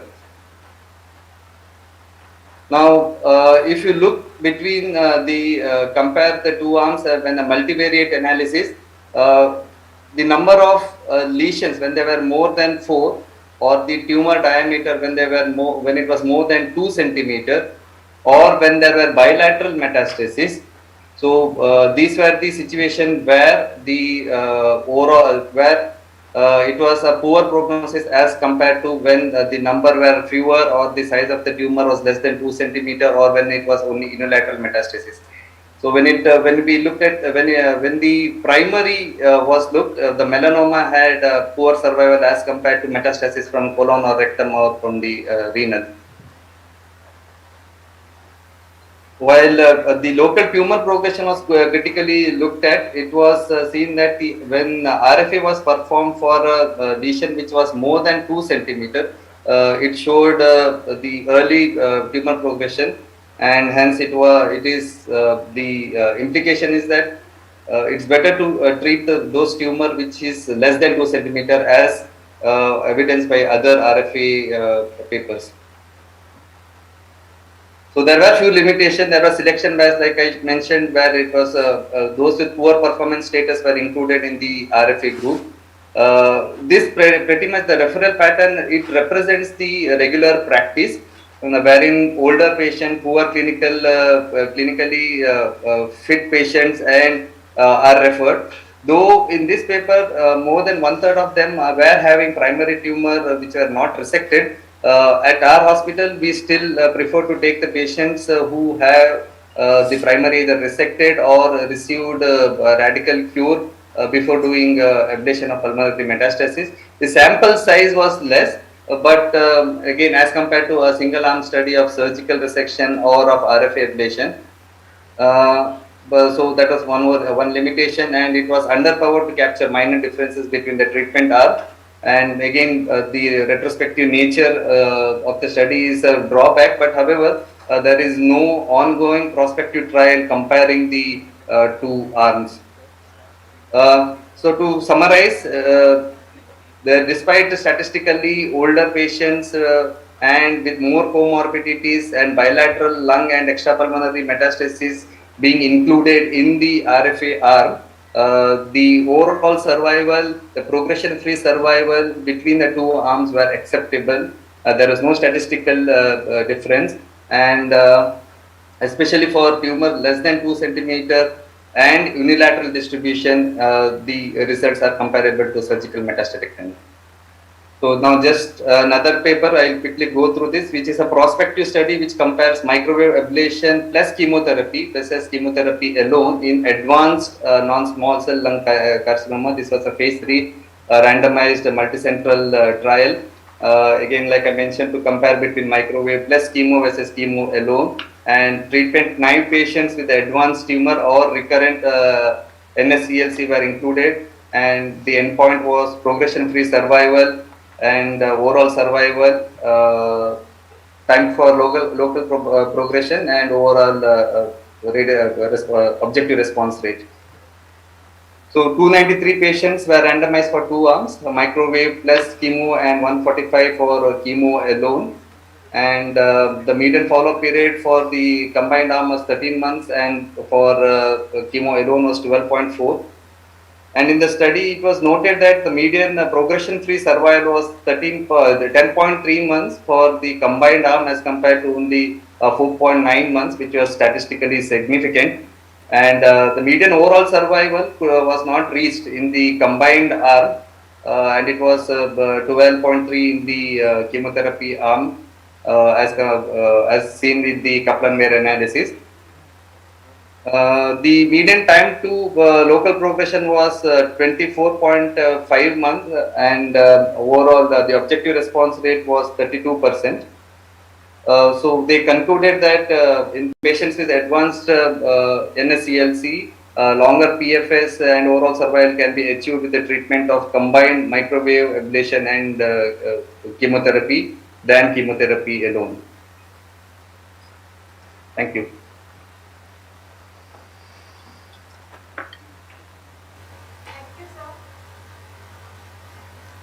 Thank you, sir, for enlightening us with the update in thoracic interventional oncology. Moving on to our next session on response assessment and AI. We have 3 talks lined up in this session. The first 2 talks will be delivered by Dr. Abhishek Mahajan. He is a professor in Department of Radiodiagnosis at Tata Memorial Hospital, Mumbai. The first talk is on chemotherapy, targeted therapy and immunotherapy, how to assess response. The next talk is on practice updates in lung cancer imaging, guidelines and research. Over to you, sir. Thank you, Nivedita. Is my screen visible? Yes, sir.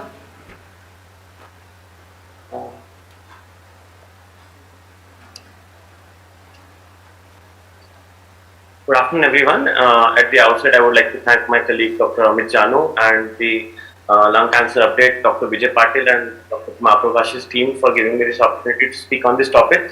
I have clubbed up the 2 topics, which is how to assess response and practice update guidelines in lung cancer research. We'll start with the response assessment guidelines and the criteria. And before we move on to the response assessment, I am just giving a brief overview of the staging algorithm, which includes PET-CT plus minus MR imaging of the brain, as PET is justified to detect unsuspected extrathoracic malignancies, and PET has the ability to direct the invasive technique, which is the endobronchoscopy for the nodal evaluation. The criteria for nodal evaluation, as it is more than 10 millimeter in size or any PET-avid nodes, which should be assessed by EBUS and guided with FNA. If proven N2 N3, the multimodality treatment is the choice of modality for treating these patients. And if it is not N2 or N3, then these patients stand up for surgical staging and further managed. For the advanced cases, mostly they are either clinical M1 or clinically M1B. They either are proven with thoracosynthesis, pericardiocentesis, and thoracoscopy. If proven to be stage 4 disease, they are managed with either targeted therapy, and if not, then the immunotherapy. Similarly, the 1BC can be either solitary or multiple metastasis in the brain can be managed with surgery, or if there are multiple metastasis, stereotactic radiotherapy vis-a-vis a whole brain RT would be a management of choice, which is also supplemented with the systemic therapy, which is mostly targeted therapy. So the reporting of these patients becomes very important. You need to use a synoptic reporting format for these patients so that you have documented the disease, so that it is helpful in further risk assessment of these patients. And a synoptic format not only helps into assessing the response in the guide as per the guidelines of RESIST, but also directs management and gives recommendation if the patient has had newer lesions or there are changes on the treatment scan. So what in a conventional cancer treatment happens is you do the disease severity, you do the risk of recurrence, and apply RESIST at multiple stages to do the assessment of the treatment and follow up these patients on surveillance for long-term outcomes. The conventional criteria used are the WHO criteria, but we can normally use what we use in our practices RESIST 1.1. There are modifications in RESIST 1.1. So we have moved from bidimensional of a WHO criteria to a unidimensional, which is the longest dimension on an axial scan, which is a unidirectional measurement on RESIST. And as per RESIST, you can either have a complete response, which is very rarely to see. These kind of responses might be seen on CT, and you might still be reporting a residual disease, which would have been a complete FTG negative disease on a functional aging. So if you see a persistent scar or a fibrotic area, you can label that this patient needs a next follow-up with FDG PET-CT to document functional response in this particular patient. Most of the times we either see a partial response or disease progression. Partial response when you see less than 30% decrease and 20% increase leads to disease progression. These changes were mostly seen with therapies such as cisplatinum or the platinum-based therapies. They are either cytotoxic or cytostatic. In the cytotoxic therapy, as we all know, that the tumor cells undergo necrosis and apoptosis, and there can be either increase or decrease in the tumor size. So hence, the progression is detected, the drug is stopped, and the second line therapy is started. So here, the actual tumor response is based on the tumor cell death and the size of the tumor. However, in cytostatic therapies, the mechanism of action is to cause stability in the tumor progression. And what we are looking at is the duration of the response. Hence, the stable disease is included as the preferred category of response in this category of anti-tumoral agents.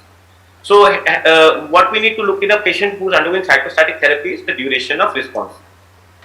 It becomes a challenging aspect itself to use RESIST, and RESIST repeatability is quite variable. The intra-observer variation ranges in progressive disease up to 30%, and intra-observer variation in a progressive disease can range up to 10%. Apart from this, how to measure the lesion is also a very not very clear topic. And as per the guidelines, the measurement of the solid component should quantify to be the key stage of the disease. The lipidic component, which is predominantly seen in adenocarcinoma, does predict the overall prognosis, but should not be included in the key stage measurement. You might see atypical responses with targeted therapies such as Gefitinib and other EGFR-mediated anti-EGFR therapies. The tumor might undergo complete necrosis, or it can undergo cystic cavitation, and hence RESIST again becomes a challenging task to apply in this situation, where RESIST would ask you to measure the maximum axial dimension, which is actually the wall thickness of the tumor. So hence, is RESIST enough? No, it's not enough. You can apply something called as cage RESIST or cavitation attenuation ground glass opacity evaluation apart from RESIST. So what you do is, you look at the attenuation of the lesion, you measure the thickness of the wall, maximum thickness of the wall, and also look at the ground glass changes which were seen around the lesion.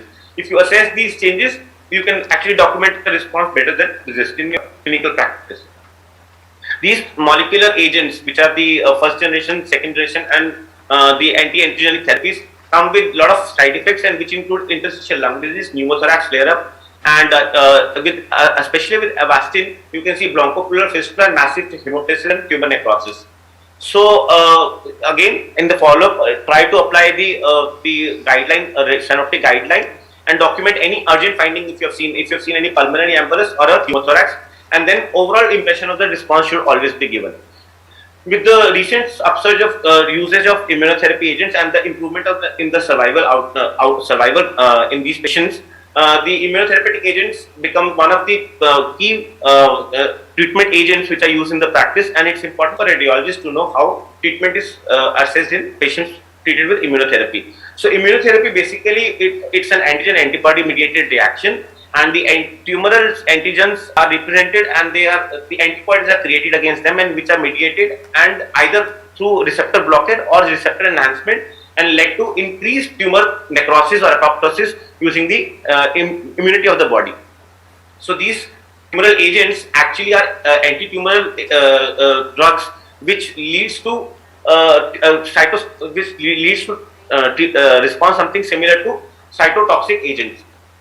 So the durable stable response may be anti-tumor activity, and clinical response in immunotherapeutic agents usually manifest after conventional progressive disease, and which can be which is already also known as pseudoprogression. So keep in mind, pseudoprogression is a common phenomenon with immunotherapeutic agents, where you might see a certain increase in the size of the tumor, which is actually due to the apparent size, which with the increased inflammation and the tumoral environment has more of macrophages, and the tumoral cell swelling has happened, leading to pseudoprogression.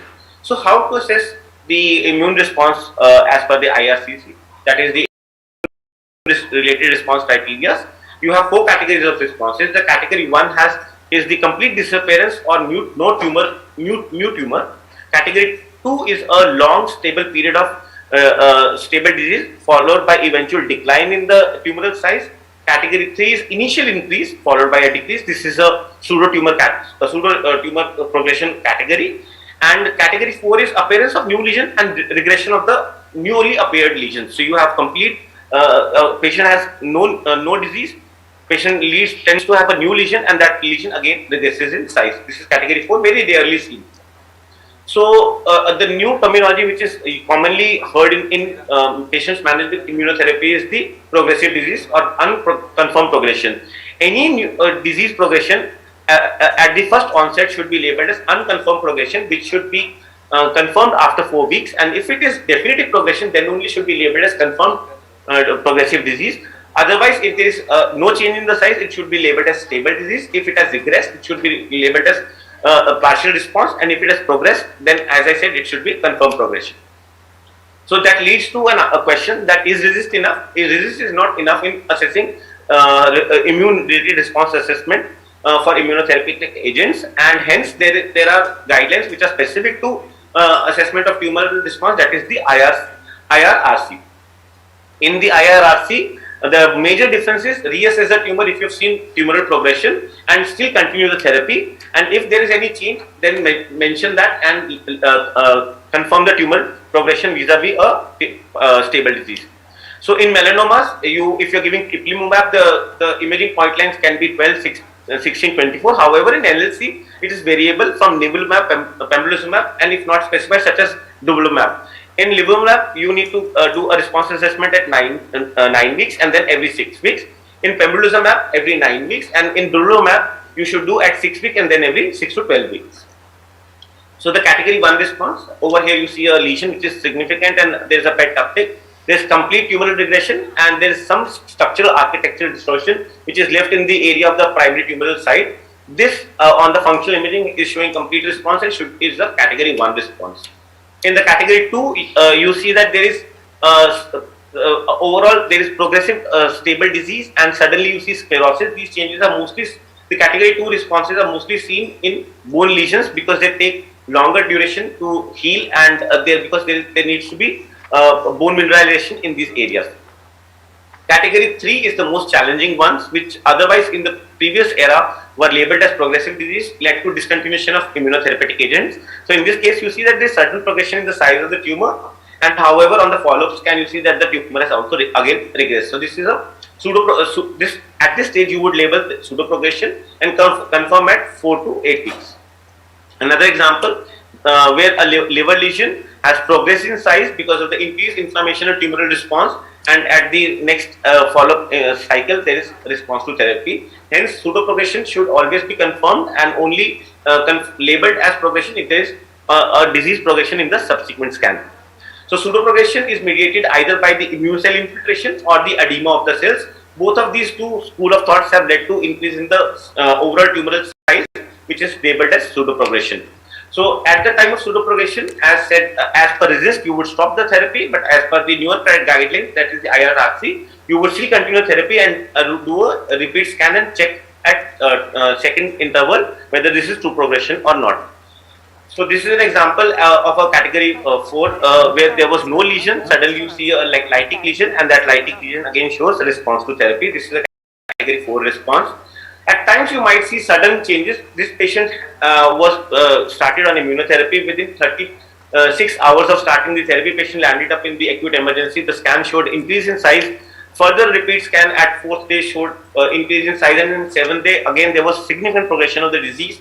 And the patient was put on steroids, and this patient showed response, and this was the response scan at the 4th week. So this is a syndrome which is called as hyperprogression syndrome, which is seen in 0.6% of the patients who are treated with immunotherapy. These patients tend to succumb to disease and are aggressively managed on steroid therapy. However, the outcomes are very poor in these patients. Other immune-related adverse events you can see is the autoimmune or inflammatory state, that's colitis, hypophysitis, pancreatitis. You can even see permanent hormonal disbalances such as thyroiditis and pancreatitis, which leads to thyroid imbalance or pancreatic insufficiency. The commonest symptoms are seen in the first 8 weeks and independent, and PET helps better than CT in picking up the early and also in assessing the response to these adverse events. So this is an example of ipilimumab for patient who is treated for melanoma, and you see there's diffuse uptake in the colon. This is a case of colitis related to immunotherapy, and this patient showed response after corticosteroid therapy. This is a case of hypophysitis, and patient had a permanent hypopituitarism after the hypophysitis because of the immunotherapeutic agent. An example of pancreatitis, there is diffuse uptake in the pancreas. On the follow-up scan, pancreas showed atrophic changes, and this was a confirmed case of autoimmune related pancreatitis led to pancreatic insufficiency in the follow-up. And pneumonitis have been documented. Even splenic inflammation has been documented with these. Secondary sarcoidosis has been documented with immunotherapeutic agents. You would see nodular lesions with enlarged nodes. Apart from this, you can have cryptogenic organizing pneumonia and even NSAP and pulmonary fibrosis associated with immunotherapeutic agents. Apart from this, some targeted therapies such as ALK positive patients who are treated with erlotinib might have generalized osteopenia, and this usually tends to occur within 6 to 8 months of starting the therapy. As seen in this case, that there is air within the vertebral body and diffuse decrease in the general mineralization of the vertebral bodies. Immunotherapeutic agents are better assessed on functional imaging, as seen and have shown to have better correlation in outcomes if they are followed up with PET-CT. And this is a case where before treatment and after treatment you can see the sudden increase in the PET uptake. However, follow-up scan at 12 weeks shows both the regression in the inflammation, also the PET FPG uptake. So this helps in better predicting the response to immunotherapeutic agent. Even some people have used CT perfusion imaging in assessing response, and the regression in the overall perfusion, the size may not regress significantly, but regression in the perfusion values and the time to peak have significant correlation with predicting outcomes to immunotherapeutic agents. We also have tried some role of AI in this, and the role of AI has shown that you can actually through the heat maps segregate the patients who are actually responders versus non-responders, and in our cluster radiomic features could actually pick up patients who had better outcomes, and there was a significant difference in the mean of these two groups with p-value of 0.003 in the OS and 0.05 in the progression-free survival. We also try to segregate patients based on radiomics who were treated with the EGFR therapy, and whether to see whether Jeffney was working on these patients, and patients were categorized. All the EGFR patients were categorized into responders versus non-responders, and of the 998 features, 26 patients showed low survival, a cluster of low survival, and again these features were found to be correlating with the other features, that was smoking and the gel. Apart from this, you can use in the recent updates and guidelines.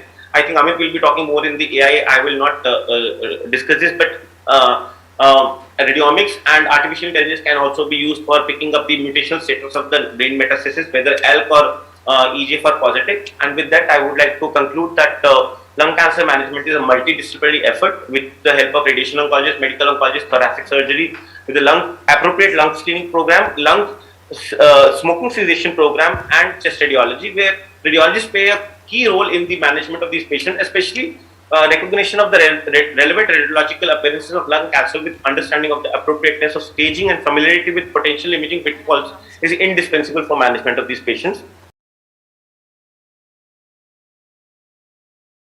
Thank you, Dr. Abhishek. I just have one question. So, you are in a teaching institute, and what are the most common type of response errors you see come across in the institutions like Tata Memorial Center? I think all our patients are mostly stage 4 patients. There is a very mixed bag of patients which we see. Patients treated with with immunotherapy, that I have not seen much of pseudoprogression. The incidence in my practice would be, I would have reported maybe 2 or 3. The most common challenge you will face is that the pleural effusion or the newer nodules which are appearing, what to label them as. So there could be a reason that these patients are undergoing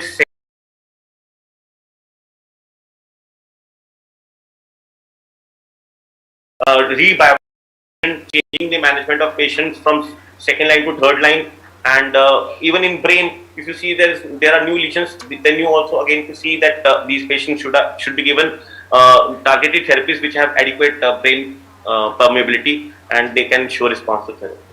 So thank you so much, Dr. Abhishek, and it was a very wonderful to hear that you have covered such a vast topic in short span of time. Thank you so much. Thanks. Thank you, sir, for the wonderful talk. Our next talk is on current practice and emerging breakthroughs in AI imaging, radiomics and lung cancer by Dr. Amit Janu. He is an associate professor in Department of Radiodiagnosis at Tata Memorial Hospital, Mumbai. Thank you, Nivedita. So I just want to brief about the AI and the current role that we are doing it, and little bit of the things that we are doing in vision. So basically, the thing is that now AI is becoming the precision medicine and the precision part of radiology, and because of that we will able to practice the precision medicine. So it will involve various terminologies like radiomics, artificial intelligence, the big data, all will have an improved value and efficiency, and we are very early in these scenarios.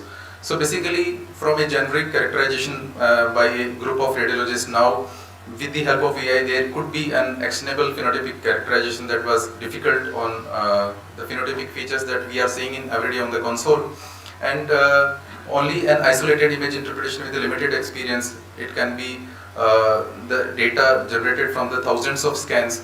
It will give relevant actionable information. So basically, to do that, we require a really very well annotated data, and that can make a change in the future that is coming up.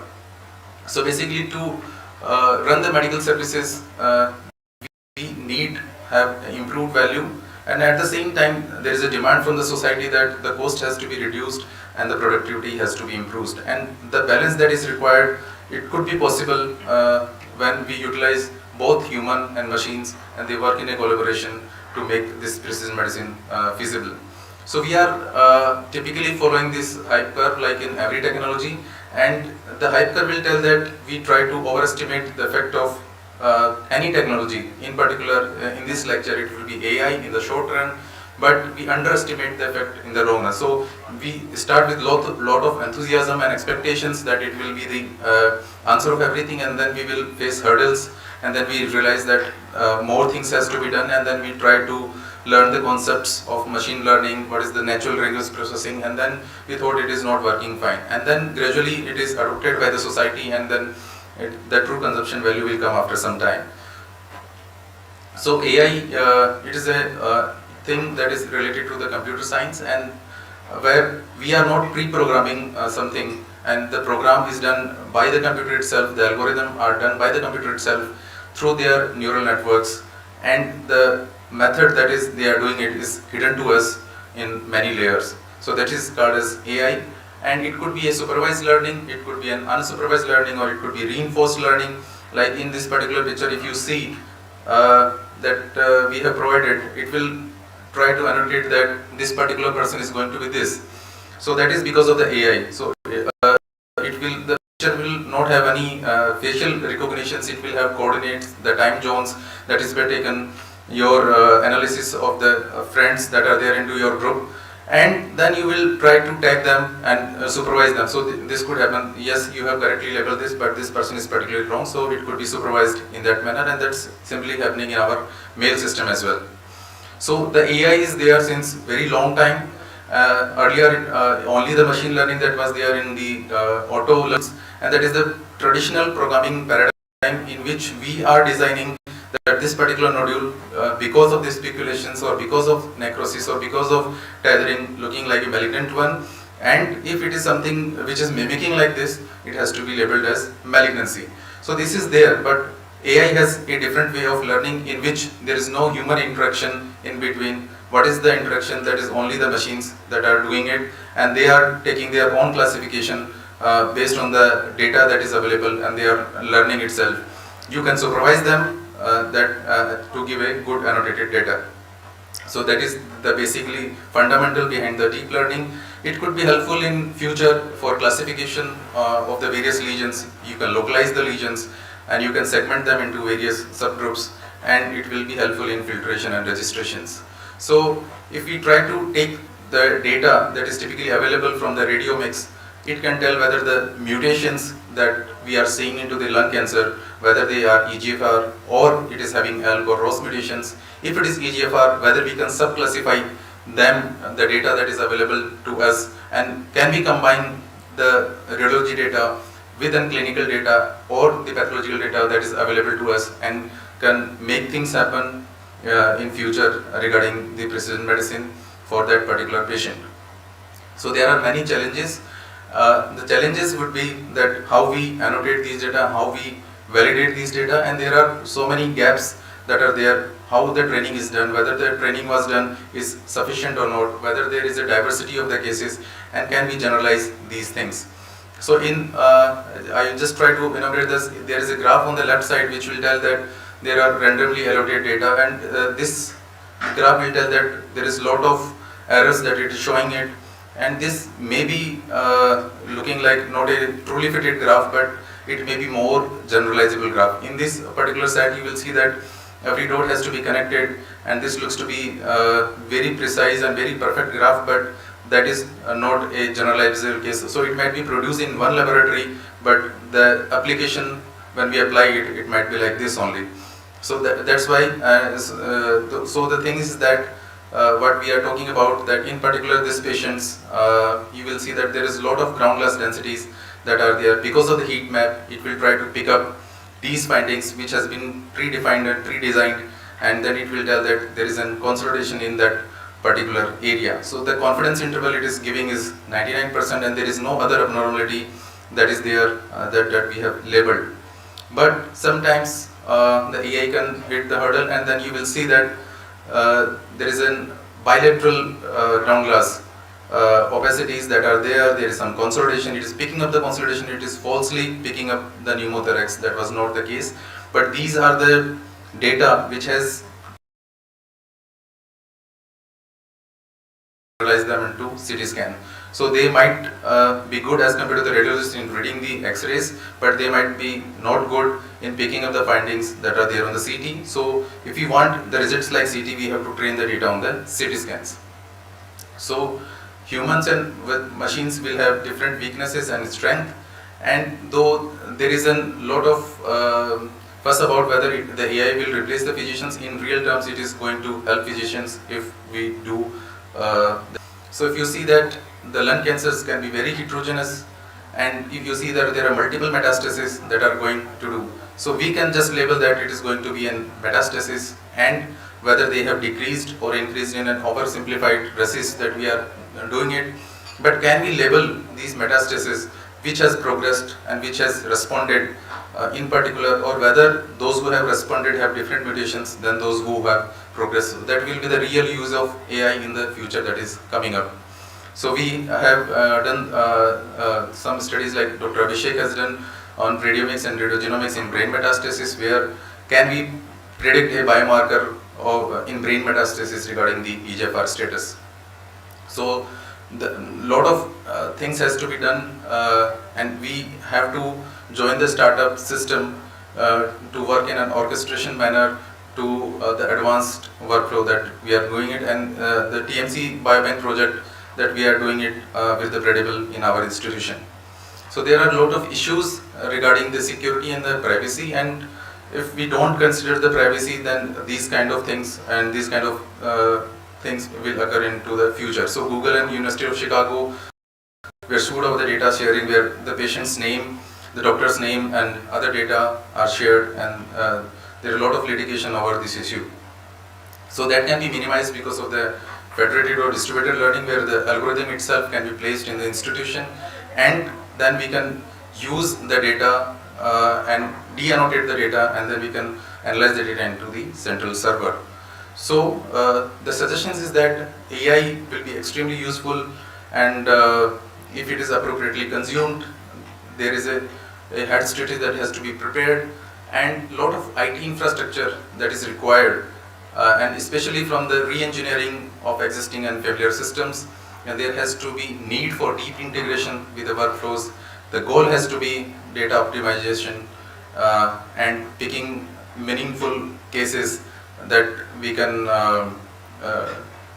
do the precision medicines, and we have to stay engaged. Thank you so much. Over to you, Nivedita.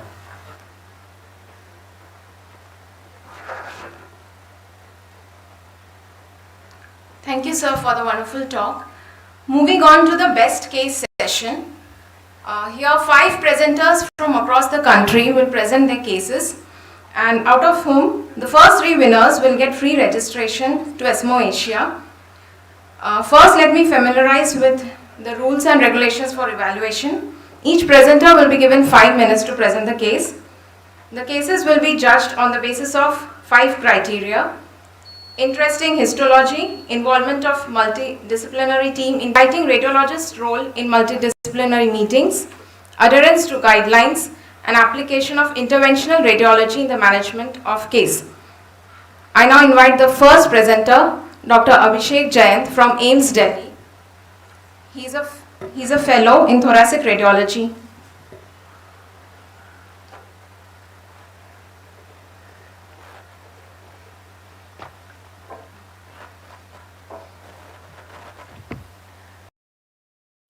Is my screen visible? Yes, it is. Okay. So, I'm presenting the case of a 26-year-old male who is a follow-up case of biopsy-proven pulmonary synovial sarcoma post 3 cycles of chemotherapy. He presented to the ER with hemopsis, 3 to 4 episodes in a single day, and the total amount was approximately 350 to 400 ml. That is massive hemopsis. It was associated with chest pain and shortness of breath. The pulse rate was slightly elevated and the BP was slightly low, likely due to hemopsis, and the SpO2 was also decreased. So this is the chest X-ray of the patient, where we can see a large soft tissue mass in the right upper and mid zone without any significant mutational shift or bony destruction. Subsequently, a CT angio was done.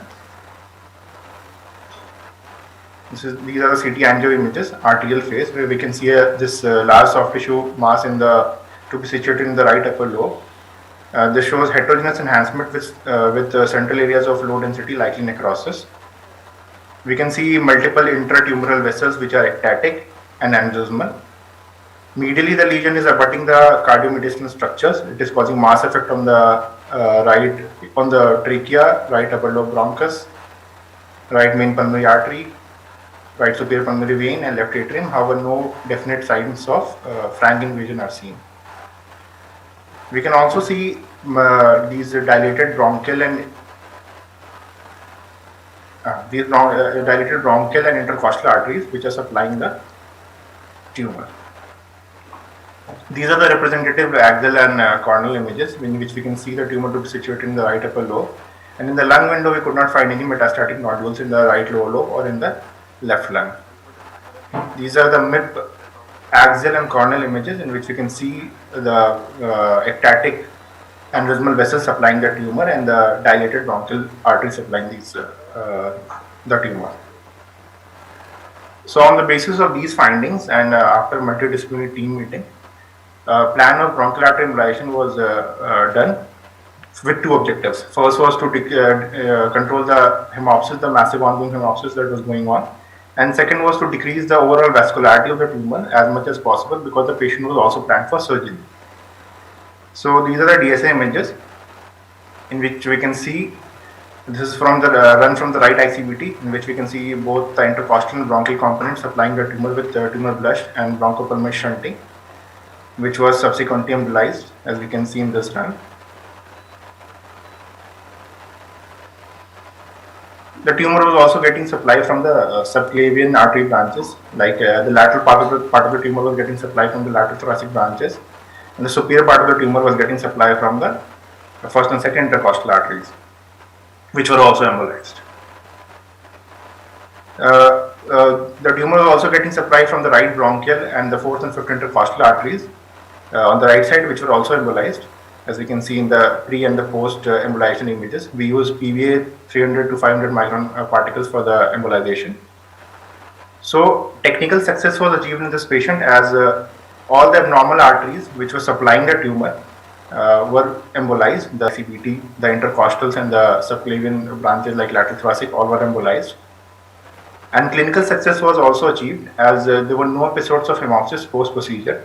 And we hope that when the patient is planned for surgery next week, there is a minimal blood loss and has a better surgical outcome because of the bronchial artery embolization. So coming to the discussion part. So why does hemopsis occur in malignancy? In malignancy, there is local tissue hypoxia, which leads to angiogenic growth factors production. That leads to neovascularization in bronchial artery. And these new vessels have thin and friable wall, which is vulnerable to rupture and pseudoaneurysm formation, and which in turn leads to hemopsis. Approximately 10 to 30% of patients with primary lung cancer develop hemopsis during the clinical course of the disease, and 10 to 20% of these cases manifest as massive hemopsis. Abnormal angiographic findings that we see in these cases are tumor blush, hypertrophy and tortuosity, bronchopulmonary shunt, and pseudoaneurysm, all of which were seen in our case. And in some cases, we can also see contrast extravasation.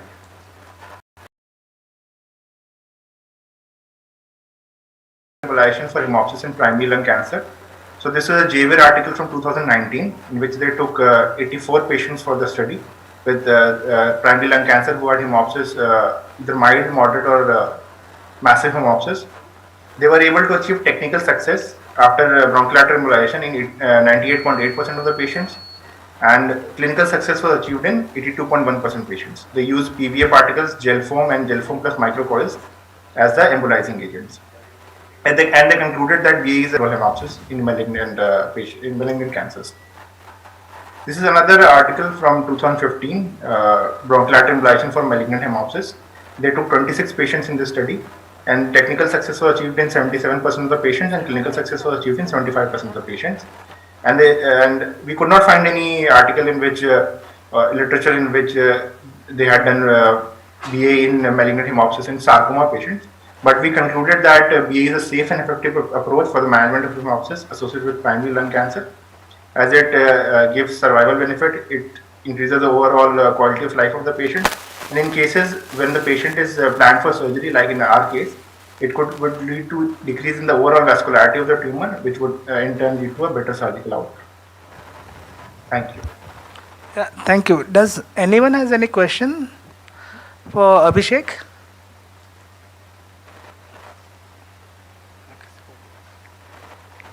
Okay, Abhishek, what was the histology in your case? Sir, a synovial sarcoma was seen in the on histopathology. It was present. Immunohistochemistry, it was present positive. Yes, So sir. it was a primary synovial sarcoma of the lung, or it was metastasized from somewhere No, else? so this was primary synovial sarcoma of the lung only, sir. Okay, okay. And so, when this case got discussed in MDT, was any role for neoadjuvant chemotherapy discussed? Because that seemed to be a very large mass.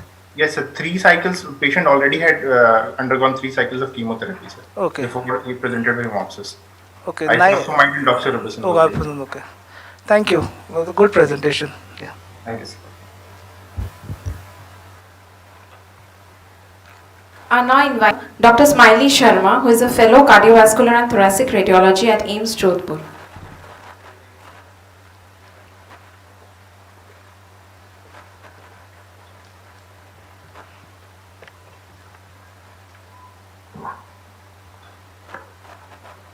Good morning everyone, I am Dr. Smiley Sharma and I am going to present a case of a 21-year-old female who initially presented to an outside hospital with complaints of left-sided chest pain for 3 months and breathlessness for 3 days.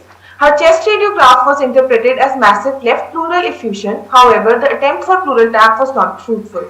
Ultrasound chest showed a solid cystic mass and she was diagnosed to have lung malignancy and was referred to AIIMS Jodhpur for further management.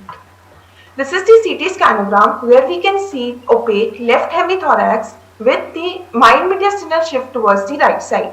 The left main bronchus is seen traversing through the opaque hemithorax with air bronchogram seen in the left mid-lung zone. There is no presence of any calcification or cavitation. On careful evaluation, we are able to see that there was erosion present in the inferior border of the left rib. All these findings can be present in various intrathoracic malignancies, for example lung, in plural, as well as chest wall malignancies. She underwent CCT thorax which showed a heterogeneous mass occupying almost whole of the left hemithorax with multiple cystic areas present within. The mass was showing invasion into the mediastinum with engulfment of the mediastinal vasculature. There was invasion into the pleura with focal invasion into the extrapleural fat space. There was also invasion of the left hemidiaphragm. The underlying lung showed collapse. These are lung window images where we were able to see that there was no bronchial cutoff. There was no presence of any lesions in the contralateral lung. On careful inspection, we also found that the mass was seen extending into through the neural foramina into the spinal canal. There was collapse of the D3 vertebral body with associated soft tissue component. No presence of any mediastinal lymphadenopathy was seen in our case. There was erosion of the left rib on the inferior aspect as was seen on the CT scanogram. The patient also, where we could see that the mass had heterogeneous T2 hyperintense signal with multiple cystic areas. The presence of the intraspinal component of the mass was confirmed with the MRI.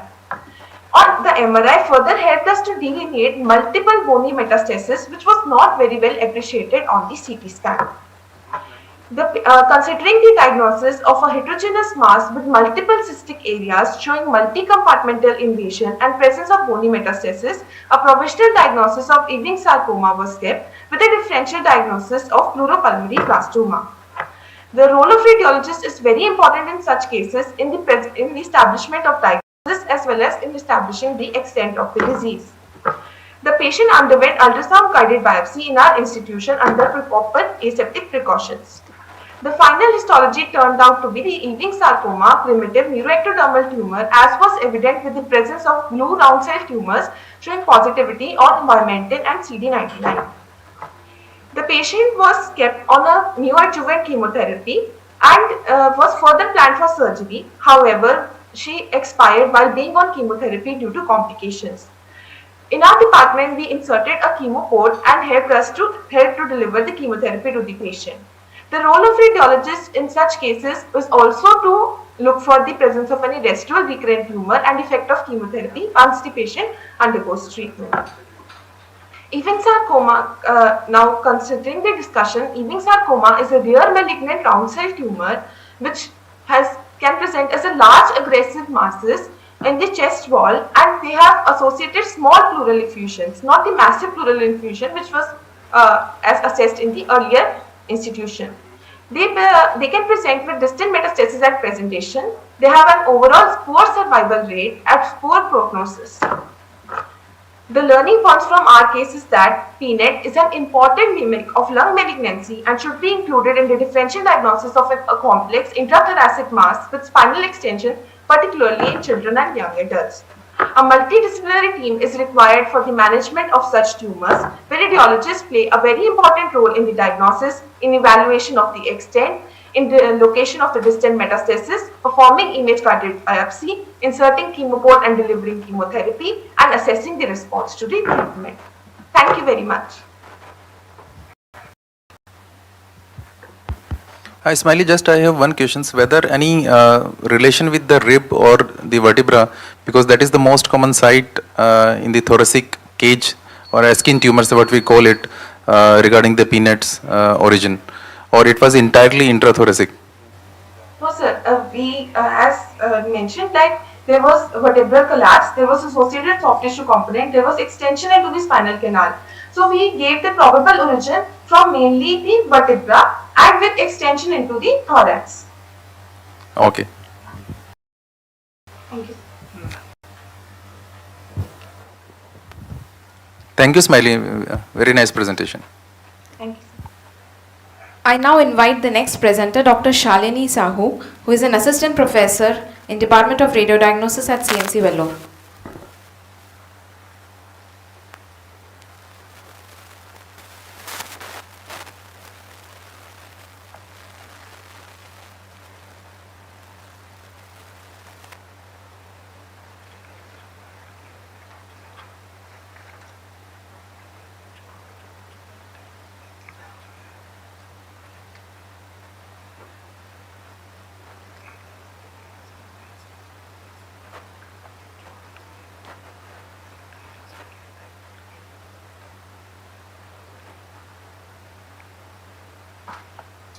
Am I audible? Yes, you are audible.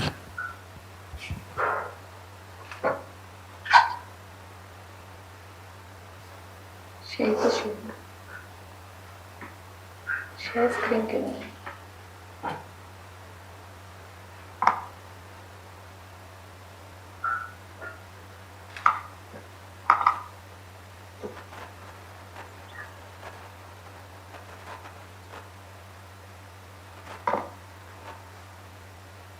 Good morning. Good morning, everybody. I'll be presenting to you about our 40-year-old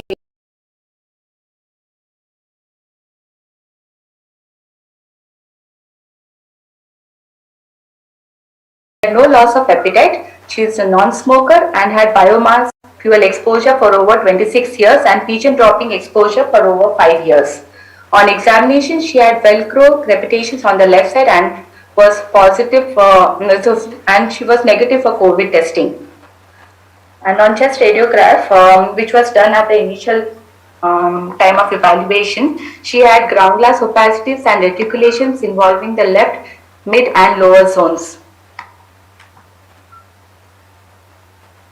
And the CT scan done at that point showed diffuse ground glass opacity with cystic lucencies in the left hemithorax and to a lesser degree of involvement on the right side, which I will come to eventually. She had received inhalational and oral corticosteroids and had not shown any significant improvement and was referred to CMC for further evaluation. And in the HRCT which was done here in CMC, there was diffuse ground glass opacity with cystic spaces involving the left, upper and lower zones, as you can see here. In addition to that, there was this peribronchial area of consolidation involved in the lingula. Similar pattern of involvement was also seen on the right side, but to a lesser degree. And on mediastinal window, there were no significant mediastinal nodes. And on comparison with the previous CT scan, which was done 7 months prior to this one, there was no significant significant difference between the two CTs. So we had a list of differential diagnoses, the first being chronic hypersensitivity pneumonitis. The fact that she had PGN dropping exposure was a clue for that, and there was ground glass opacities. However, there were no areas of air trapping. Sarcoidosis, alveolar stage of sarcoidosis can also present with ground glass opacities, but there were no significant mediastinal nodes or nodules in the peribronchial distribution or the subpleural region that you would expect in a patient with sarcoidosis. Viral pneumonia was considered less likely because of the long-standing history and no improvement post-treatment. TB was also considered less likely as there were no classic signs like cavitations or consolidations or tree in bud nodules or mediastinal nodes. Malignancy was also considered as she had ground glass opacity with cystic lucences and the small peribronchial consolidation. She underwent blood investigations which were unremarkable. Serum ACE levels were within normal limits and TB gene expert was traced. She had a transbronchial lung biopsy which showed florid atypical pneumocyte proliferation, and hence for deeper sections a CT guided lung biopsy was suggested, which showed a adenocarcinoma with lipidic and micropapillary pattern. When it was EGFR positive, the lung biopsy was taken from the lingular consolidation. A final diagnosis of disseminated malignancy in both lungs was made and she was offered treatment and chemotherapy. As her condition was not medically fit, so she deferred getting chemotherapy and she went on with gefitinib, which is a tyrosine kinase inhibitor. Literature review wise, lung cancer is a leading cause of cancer-related deaths in the developed countries, and early diagnosis is key to management. They can present with symptoms pertaining to the lung as such, or for any metastatic focus in the bones or in the neural invasion, or they can, in some cases, like in 10% of population, they can be asymptomatic at the time of diagnosis. Lung cancers can be histopathologically can be divided into non-small cell lung cancer and small cell lung cancers. And non-small cell lung cancers can be further classified into squamous, adenocarcinoma and large cell carcinoma. Small cell lung cancers are usually seen in smokers, so as is a squamous cell carcinoma. There is an increase in predilection, there is an increase in the incidence of adenocarcinoma in the recent years, and so I'll be going in detail on that. Adenocarcinomas can be divided into pre-invasive and invasive patterns. Pre-invasive patterns are the atypical adenomatous hyperplasia and adenocarcinoma in situ. The other name for adenocarcinoma in situ being the bronchoalveolar carcinoma. The invasive patterns can be minimally invasive or invasive non-mucinous or invasive mucinous. So how do we differentiate this on histopathology? Pre-invasive patterns do not have any signs of invasion on histopath, whereas invasive pattern can be classified into minimally invasive and invasive patterns depending on the depth of invasion. Minimally invasive patterns have less than 5 mm depth of invasion. So this is just to show the pictorially how atypical adenomatous hyperplasia can present. They can present as subpleural ground glass nodules which are less than 5 mm in dimension. And adenocarcinoma in situ are usually larger than the size and they can have some minimal solid component within them. However, there are no signs of invasion on histopathology and they are usually purely lipidic patterns. Invasive patterns can be minimally invasive and invasive, as I have already discussed. They can present with a different amount of solid component within the ground glass nodule, or they can be purely ground glass in density. And invasive patterns can be just the nodules as such, can be any pattern or internal bronchograms or cavitations. Adenocarcinoma, invasive mucinous variants can present with consolidation, which can be unifocal, multifocal or bilateral disease. And we have some other variants less commonly seen being colloid and the enteric types.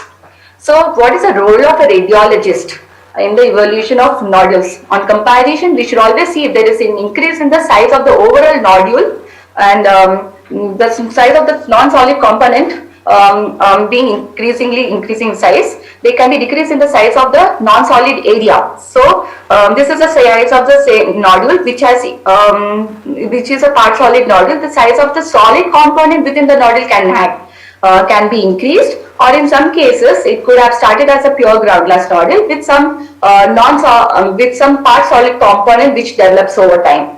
They can be oval, they can be lobulated, or can have spiculated margins. They can be cystic in consistency, and some earlier the thing of calcifications being part of showing it to be a benign nature is not really true. Adenocarcinomas can also have such kind of calcifications. Cavitations can also be seen. So other mimickers of lung cancer include pneumonias, fungal infection like a pattern, pulmonary infarct like pattern, and scars. So volume doubling time can range anywhere between 1 month to over a year, and adenocarcinomas can actually be present for over 2.5 years of duration. Annual follow-up should be done at least for a period of 3 years, and past growth rate is not a predictor of future growth rate.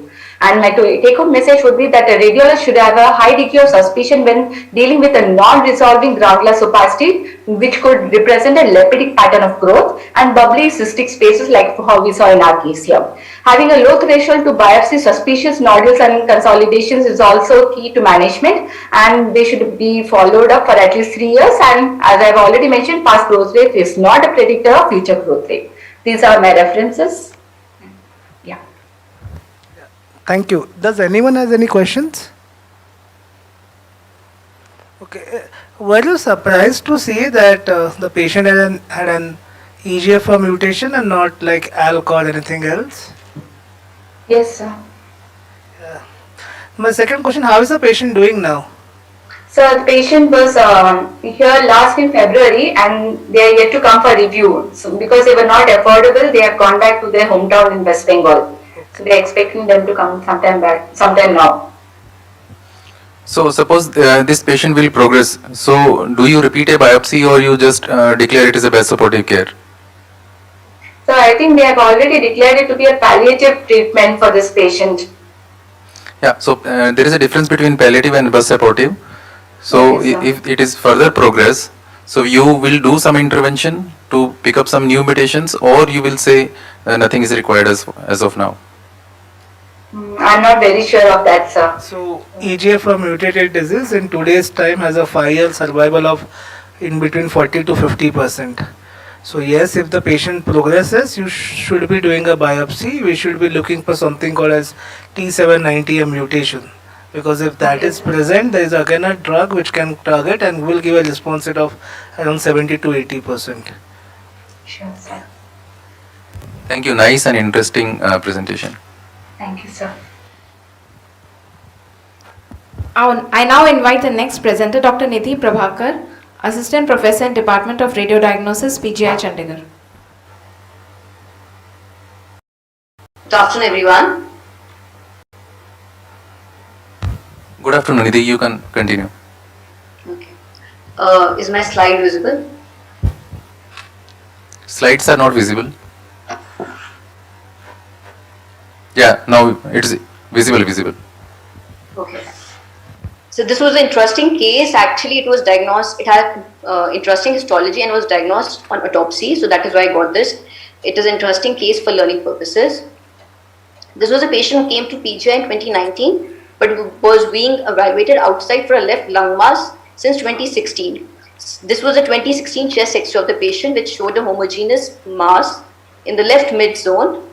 And in addition, the patient had some inhomogeneous opacity in the left lower zone, showing air bronchogram. So this patient was evaluated outside, did not have fever, but they undertook endobronchial biopsy of the patient, which showed granulation tissue. And because of the patient's ESR were raised, the patient was given treatment for tuberculosis. The exact details were not available with the patient. So this patient came to us in 2019. So now we saw his chest X-ray. His chest X-ray showed that mass, and the rest of the lungs were clear. This lung lesion had marginally increased in 3 years. Approximately 1 centimeter increased in last 3 years, and the patient now had primary complaint of abdominal pain, jaundice, and he had shortness of breath for the last 2 days. And another complaint he was a progressive body swelling was there in the patient. So to evaluate all these symptoms, the patient underwent CCD. So these are the CCT chest sections, the mediastinal window. There was no mediastinal lymphadenopathy, there was minimal pericardial effusion, minimal pleural effusion, and note is made of a hyperdense nodule in the left lobe of thyroid. This is the mass which was better seen on these CCT chest images. You can see a well-defined, lobulated, homogeneous mass. There was no necrosis, no fat, and no calcification in this mass. And as you can see on this thing that it is lung window, minute sections, that it was abutting bronchial bifurcation. It was abutting the bronchial bifurcation, but there was no cutoff, only narrowing. These are chest window sections. You can see there's atelectasis surrounding the lung. The rest of the lung parenchyma is grossly normal. The abdominal sections showed liver enlarged, the spleen was enlarged. There was no lymphadenopathy. There was also no lymphadenopathy in the mediastinum and no lymphadenopathy in the abdomen. There was no lesion in the liver. There was no lesion in the spleen. That is no focal lesion. However, there was diffuse fat stranding in the subcutaneous spleens as well as in the abdominal fat. So this is the corner sections. You can see the liver is grossly enlarged, the spleen is enlarged, and bilateral kidneys were also enlarged. No focal lesion could be seen, no hyperdensity could be seen, but there was gross hepatosplenomegaly and renomegaly. So what on radiology we had was a mass in the left upper lobe with associated enlarged bilateral kidneys, enlarged liver, enlarged spleen, and minimal left pleural and pericardial effusion, which was possibly because of the renal involvement of the lesion. So we had multi-system involvement, that is pulmonary, renal, liver, and spleen. The clinical workup was done, which is important. We need a radiological clinical correlation to finally come at the diagnosis. So a lot of investigations were undertaken, but the most significant ones showed urine blood tests which revealed nephrotic syndrome. The patient had excessive proteins in the urine. And the most important is that the patient's liver biopsy showed Congo red and apple green birefringence that are indicative of amyloidosis. So basically the amyloidosis deposition was there in the liver, in the spleen and the kidneys, and they are consistent with the radiological findings. But what they could not make out was, okay, what was the amyloid protein, whether it was serum amyloid A or kappa or lambda light chains. So that was inconclusive, so they were not able to make out whether it's primary or secondary. So we are sure that the patient has systemic amyloidosis. So we had a group discussion, the patient has systemic amyloidosis, liver, spleen, a lot of organs are involved. But what is the cause, whether it is primary or secondary? Now the differentials that we could think of was, maybe it is primary and the lung lesion is a lung amyloidoma, which lung amyloidosis can be nodular or septal. Nodular amyloidosis has been put in more commonly, but you see multiple nodules with calcification. So this is unusual but can fit into the picture. Then we had lung tuberculoma. The patient, it does not fit into lung tuberculosis. There are no fibrosis, no changes of tuberculosis, but the granulation tissue was seen in the biopsy. So considering that, another differential was this. And another differential was secondary systemic amyloidosis, secondary to benign or lung malignant lung retinas. There are no such case reports of systemic amyloidosis secondary to a benign lung neoplasm. Malignant lung neoplasms are known, but in this patient, the lung mass had grown only to a centimeter in 3 years. So it was obviously a dilemma, what to do next. So intervention radiology was planned for the patient. We will plan FNSU biopsy. And last is that maybe they were unrelated. Maybe the lung neoplasm were unrelated to the primary systemic amyloidosis of the patient. So in our center, because the patient had liver failure and had severe coagulopathy, we could not do any biopsy of the patient. So patient was very sick. So thinking of primary systemic amyloidosis, a treatment was started. The hemodialysis was given for the renal failure. However, the patient had cardiac arrest and he expired, unfortunately. And But what was interesting was the autopsy diagnosis, and it is a learning case for future also. This was a patient of a low-grade mucoepidermoid carcinoma of the lung, which led to secondary systemic amyloidosis. It is known that carcinoma can lead to secondary systemic amyloidosis. Very rare, only about 20 cases reported till now. But because the lung carcinoma has a very fast growth rate, so it does not lead to amyloidosis. But a low-grade mucoepidermoid carcinoma, because it was growing so slowly, it led to systemic amyloidosis in this patient. And that was the major cause of morbidity and mortality for this patient. So in short, just about the mucoepidermoid carcinoma of the lung, there are two main types of salivary gland tumors, mucoepidermoid carcinoma and adenoid cystic carcinoma. They can be low-grade or high-grade. And the low grade ones are normally seen in the patients in their 30s and 40s, like this patient was 42-year-old when he presented to us. Low grade imaging findings are low grade ones are the ones with the central and they show moderate to marked enhancement, and especially they're seen at bronchial bifurcation site, similar to our case. And the high grade ones are the ones which are seen in periphery and they're similar to any other lung tumor. But the low grade malignant tumors have to be differentiated, which are mucoepidermoid carcinomas, adenoid cystic carcinoma, and bronchial carcinoid. It is very difficult to differentiate on imaging wise bronchial carcinoid tumor versus mucoepidermoid carcinoma, except for the fact that the calcification in mucoepidermoid carcinoma is, if it's present, it is present with along with cystic changes. While adenoid cystic carcinoma, it normally involves the main trachea and the bronchus, it is less commonly seen in the hyla. So the interesting case about this was that this mucoepidermoid carcinoma had led to secondary amyloidosis. I checked the literature and only one case has been reported till now. That was in pediatric radiology, reported in 2001. And they also were skeptical that whether it was incidental or it was the cause. But our autopsy showed the deposition mucoepidermoid carcinoma clearly, and the deposition of amyloid A proteins diffusely in all the organs of the body of the male patient. And other lung cancers which can be associated with amyloidosis are epidermoid lung cancer, oat cell lung cancer, bronchoalveolar carcinomas. So this is the second case that I have come across besides this case report of mucoepidermoid carcinoma leading to secondary amyloidosis. Thank you. Interesting case, Nidhi. It was really an interesting case. Yeah. If this patient actually died because of, not because of basically, yeah, mucoepidermoid, but it died because mainly because of amyloidosis. In fact, mucoepidermoid carcinoma didn't even lead to lymphoma. And it was amyloidosis which was the cause of the failure. And the learning point is that if we would have dissected or it have been dissected on time, and in time the patient would not have would have survived. So I have the question is what not are the bone marrow findings?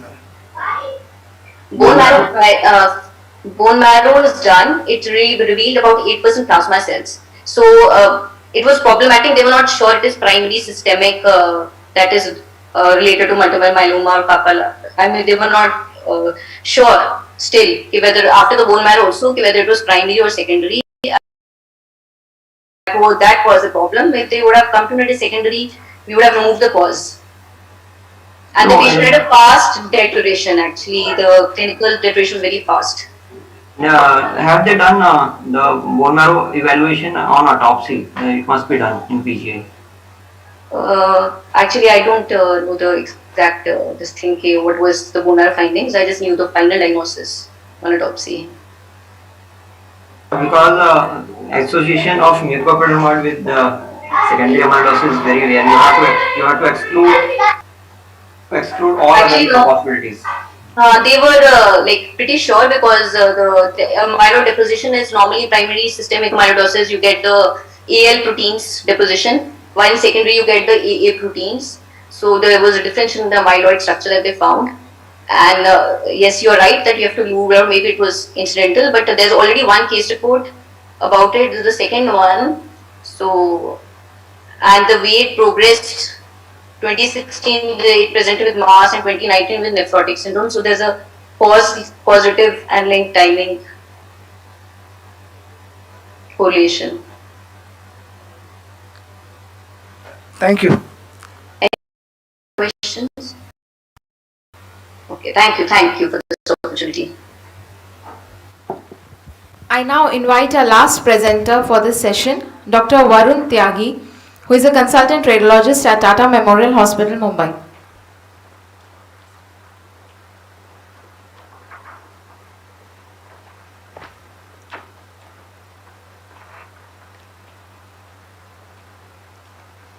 Yeah, hi, good afternoon everyone. Thank you for this opportunity. I'd like to present my case. 60 complains of cough and chest pain since 3 months. He's a known diabetic since 20 years, hypertensive since 15 years, no family history of cancer.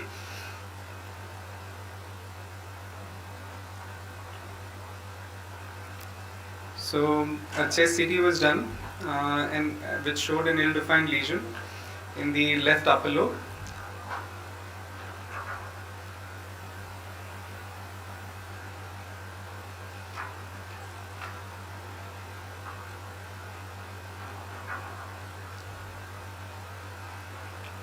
On post-contrast imaging, the lesion showed heterogeneous post-contrast enhancement with mediastinum. Medially, it was showing loss of fat planes with the paravertebral soft tissue, esophagus, focally with the trachea also. It was encasing the arch of the aorta.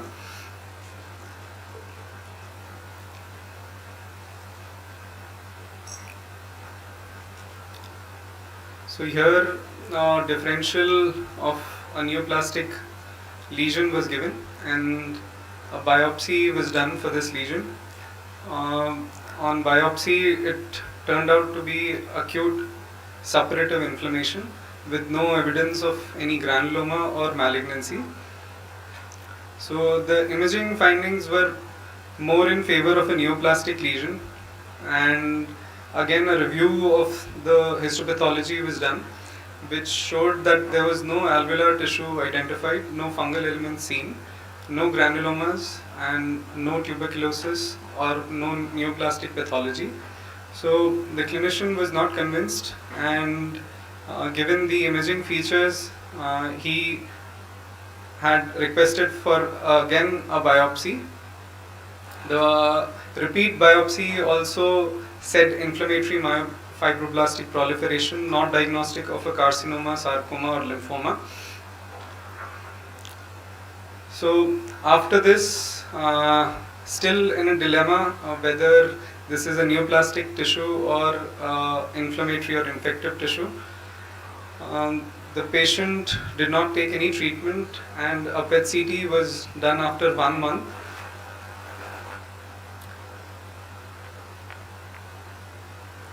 In which again this soft tissue was labeled as neoplastic with further infiltration into the mediastinum. There were air foci which were seen within the lesion, and a possible fistulous communication with the esophagus was given in the report.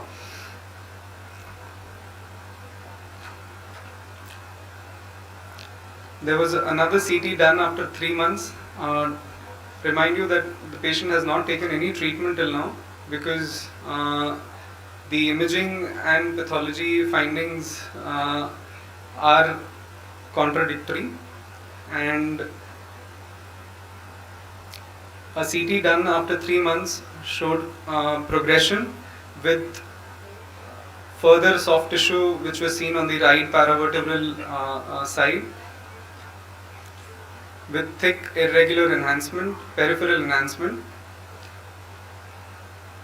Few prominent lymph nodes were seen in the mediastinum but not enlarged, and no necrosis were seen in the lymph nodes. And now there was a new onset adrenal lesion which was seen, which was hyperdense and hypoenhancing.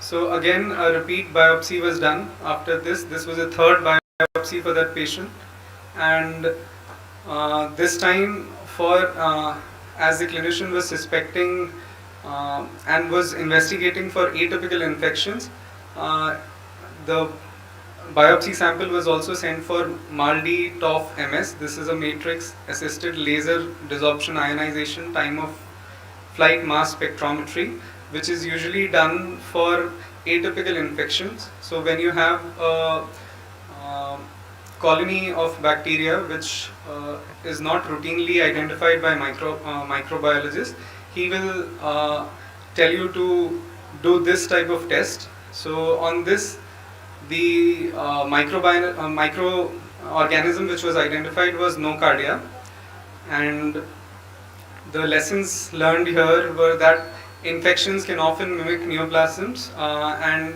oncoradiologists should remember that infections, even though if they have spiculated margins, infections can also have spiculated margins and infiltrative borders, and infections PET, and here in this case I think PET CT done after 2 negative biopsies which said no lung or alveolar tissue was identified from the biopsy material, should have been reviewed again carefully, labeled a neoplastic.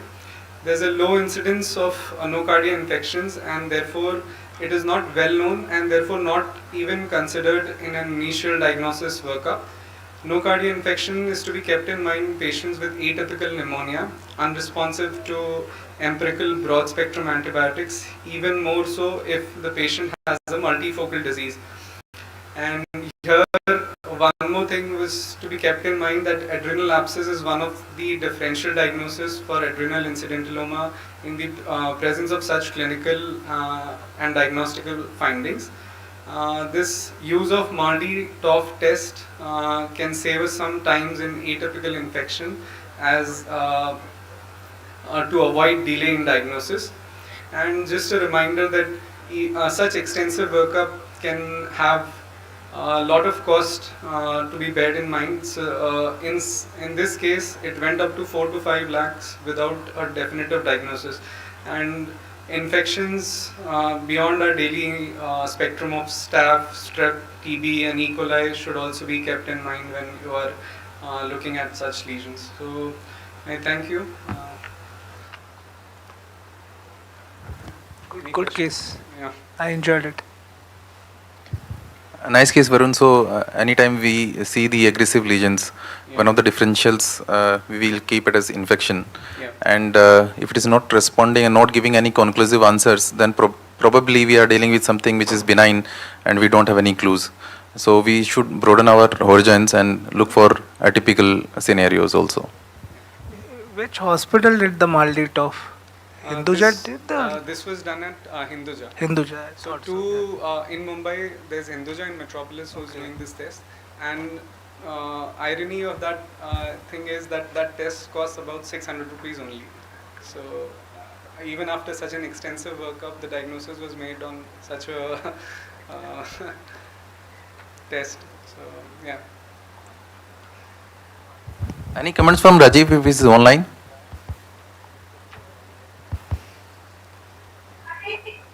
Yeah, we sometimes we do come across such problematic cases when the clinical suspicion was high malignancy and infection. So, if on repeat biopsy, if we get not get a conclusive answers, we have to review all the biopsy samples together, or whatever the samples, and sit along with the microbiologist and pathologist to. So, in a retrospect, we should try to see if there are some filamentous organisms, if we can. And was the material aspirated? Was it like really like a pus-like material during the biopsy? On the first biopsy, it wasn't. I think the second and the third biopsy were done at Hinduja, so I don't know about that material. But they had labeled it as purulent exudate, I guess. So. Yeah, so usually nocardia, sometimes we do get like a pus-like material, and we should do some space. We have to put some extra efforts and do some modified stains, because nocardia they are usually not picked up by usual AFB and fungus stains. So you have to do modified AFB stains to better appreciate them, even on the biopsy, initial biopsy. Thank you, Varun.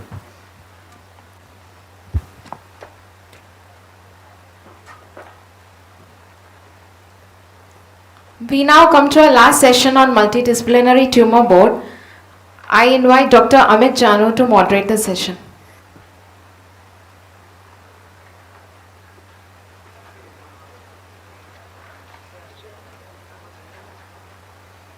I think the session was very interesting. We have seen a lot of histologies varying from infections to benign tumoral conditions and then malignancy, which is having an atypical presentation.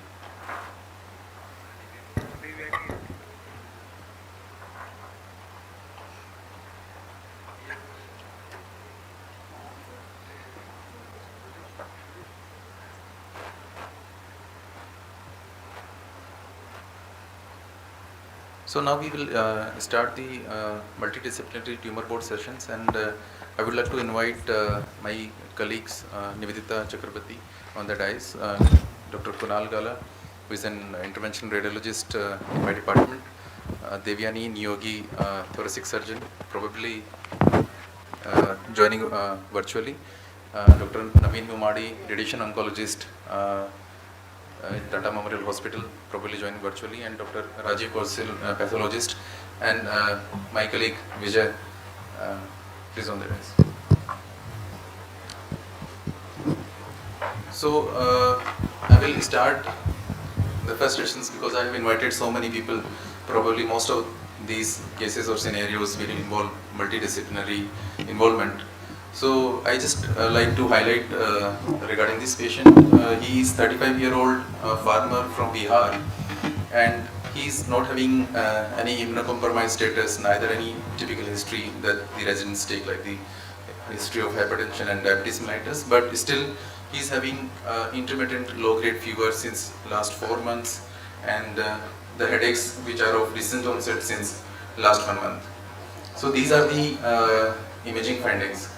So I would like to take any of the radiologists who want to take up this case and describe what he feels on these imaging findings. We have X-ray, we have mediastinal window imaging, and we have the chest window imaging as well.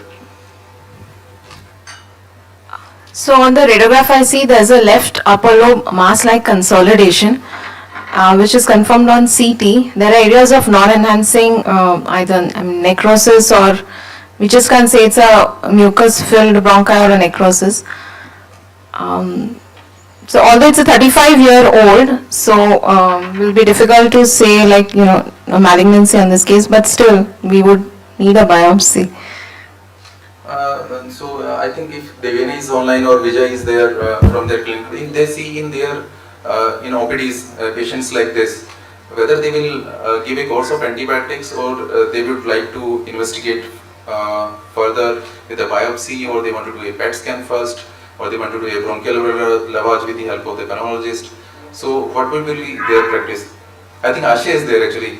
Ashay, if you see this particular case, what will be your point in among these investigations? What you will do next?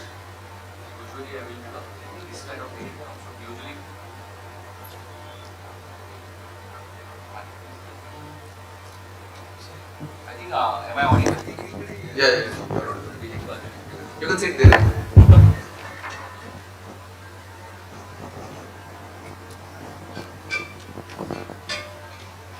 Looking at this picture, really less likely it looks infective, you know, because we usually go by the patient history and other things. There is definitely more importantly, this quite rounded lesion which we can see, and definitely at this junction only I will plan a biopsy, you know, rather than giving a course of antibiotics. I would like to evaluate the patient upfront.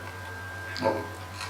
So don't you want to do a PET scan? You want to look for any other sites where there could be anything? So biopsy has been done, what Ashay has planned, and this was the biopsy. So Rajiv, from this biopsy can we interpret whether we are going towards a malignancy or we are going towards infective etiology, or whether there is any issues in particular, because the lesion seems to be well targeted. Rajiv is online. Okay, Ashay, so now this is the report is in your hands. So what you will do next? Yeah, so as you have already suggested, no, because sometimes what is the most important is history. Yeah, that is always there, patient profile and what we are looking at. At this juncture, I would like to get, you know, whether there are any other sites are there or not. Sometimes even I will tell you about my clinical practice. If this is not there, I usually get even a screening USG abdomen done. You know, you look at whether any mets are there or not. Means, I'm not saying USG is very sensitive, but at least you look at whether any liver lesions are there, you know, adrenal gland lesions are there. If anything is found, then we are more likely in the favor of maybe malignancies in this particular situation. Sometimes what will happen, if in these cases now the thing is that you might give a course of antibiotics, look at it, but it still, whatever we are looking at is not really appearing like a infective or, you know, inflammatory picture maybe as of now. So in that case, I might, if I couldn't find any other site of biopsy, then again I will tell the patient to get a re-biopsy. So Devyani is there online? Yes, I'm there. Am I audible? Yeah, Devyani, you are audible. So I just wanted to know, in this particular patient, now Ashay has given, he wants to investigate further his next level of imaging. So whether you want to repeat a biopsy at this point of time, or you want to do a PET scan, I will also ask Vijay also the same questions. So now this is the report. So, you know, I agree with what Dr. Ashay had said, that the lesion looks really quite suspicious and you wouldn't want to miss a malignancy in a 35-year-old. And though the biopsy looks quite well targeted, maybe a PET scan can help in two ways. One, it will tell us if there are any metastases or nodes which will go in the direction of malignancy. And second, it will probably give us a hotspot to probably guide our biopsy a little bit better, so that when we do a repeat biopsy, we probably go into a more representative area. So PET scan and repeat biopsy for me. So there is what are the things you will take care of while you are targeting the nodules which are such big size?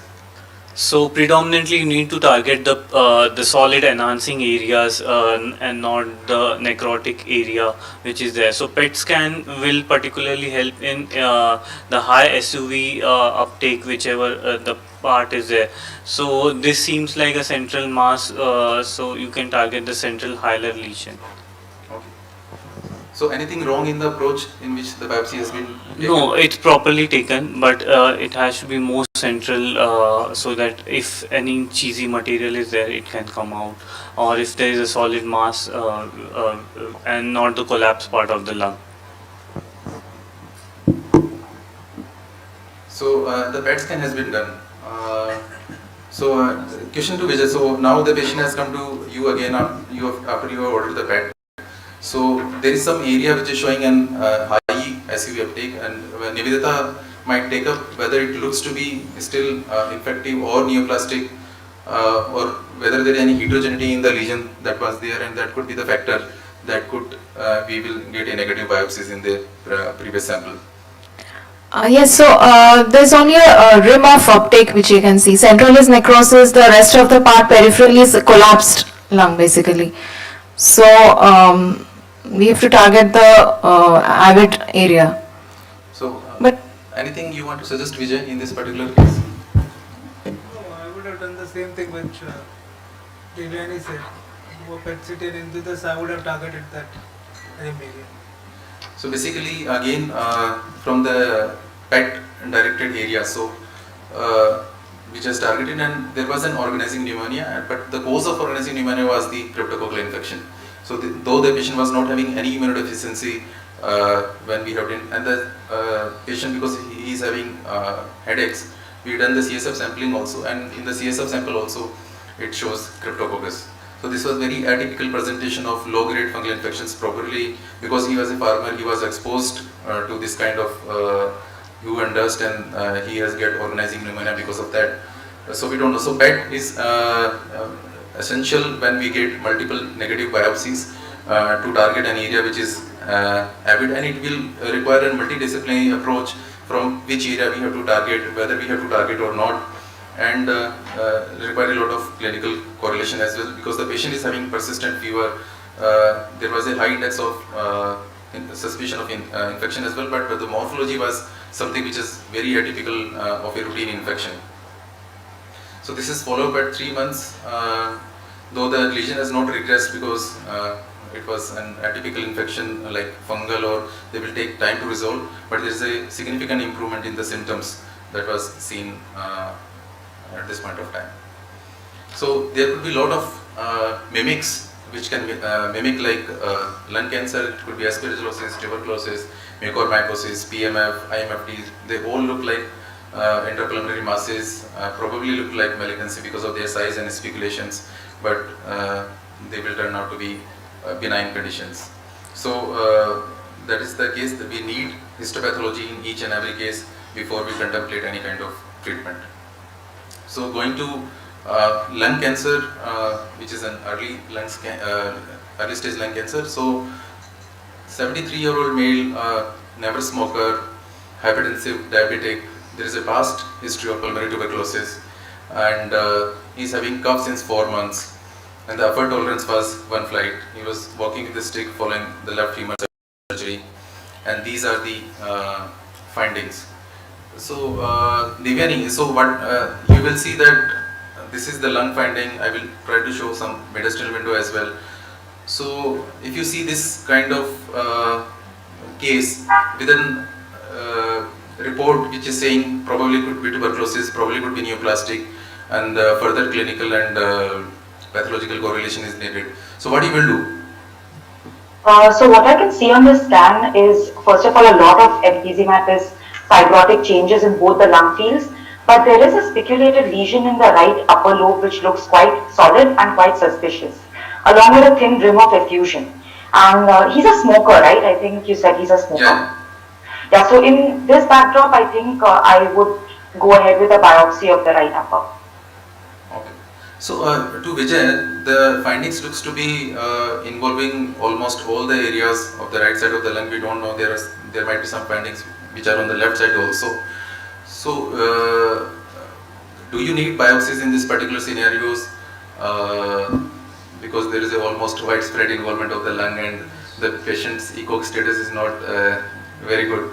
So if the patient's ECOG status is not good, according to me, the patient should be sent home. But if you are contemplating treatment, you need a biopsy. Okay. So that is the message that if you want to give any treatment, we should have some histological proof to give that kind of treatment. So Nivedita,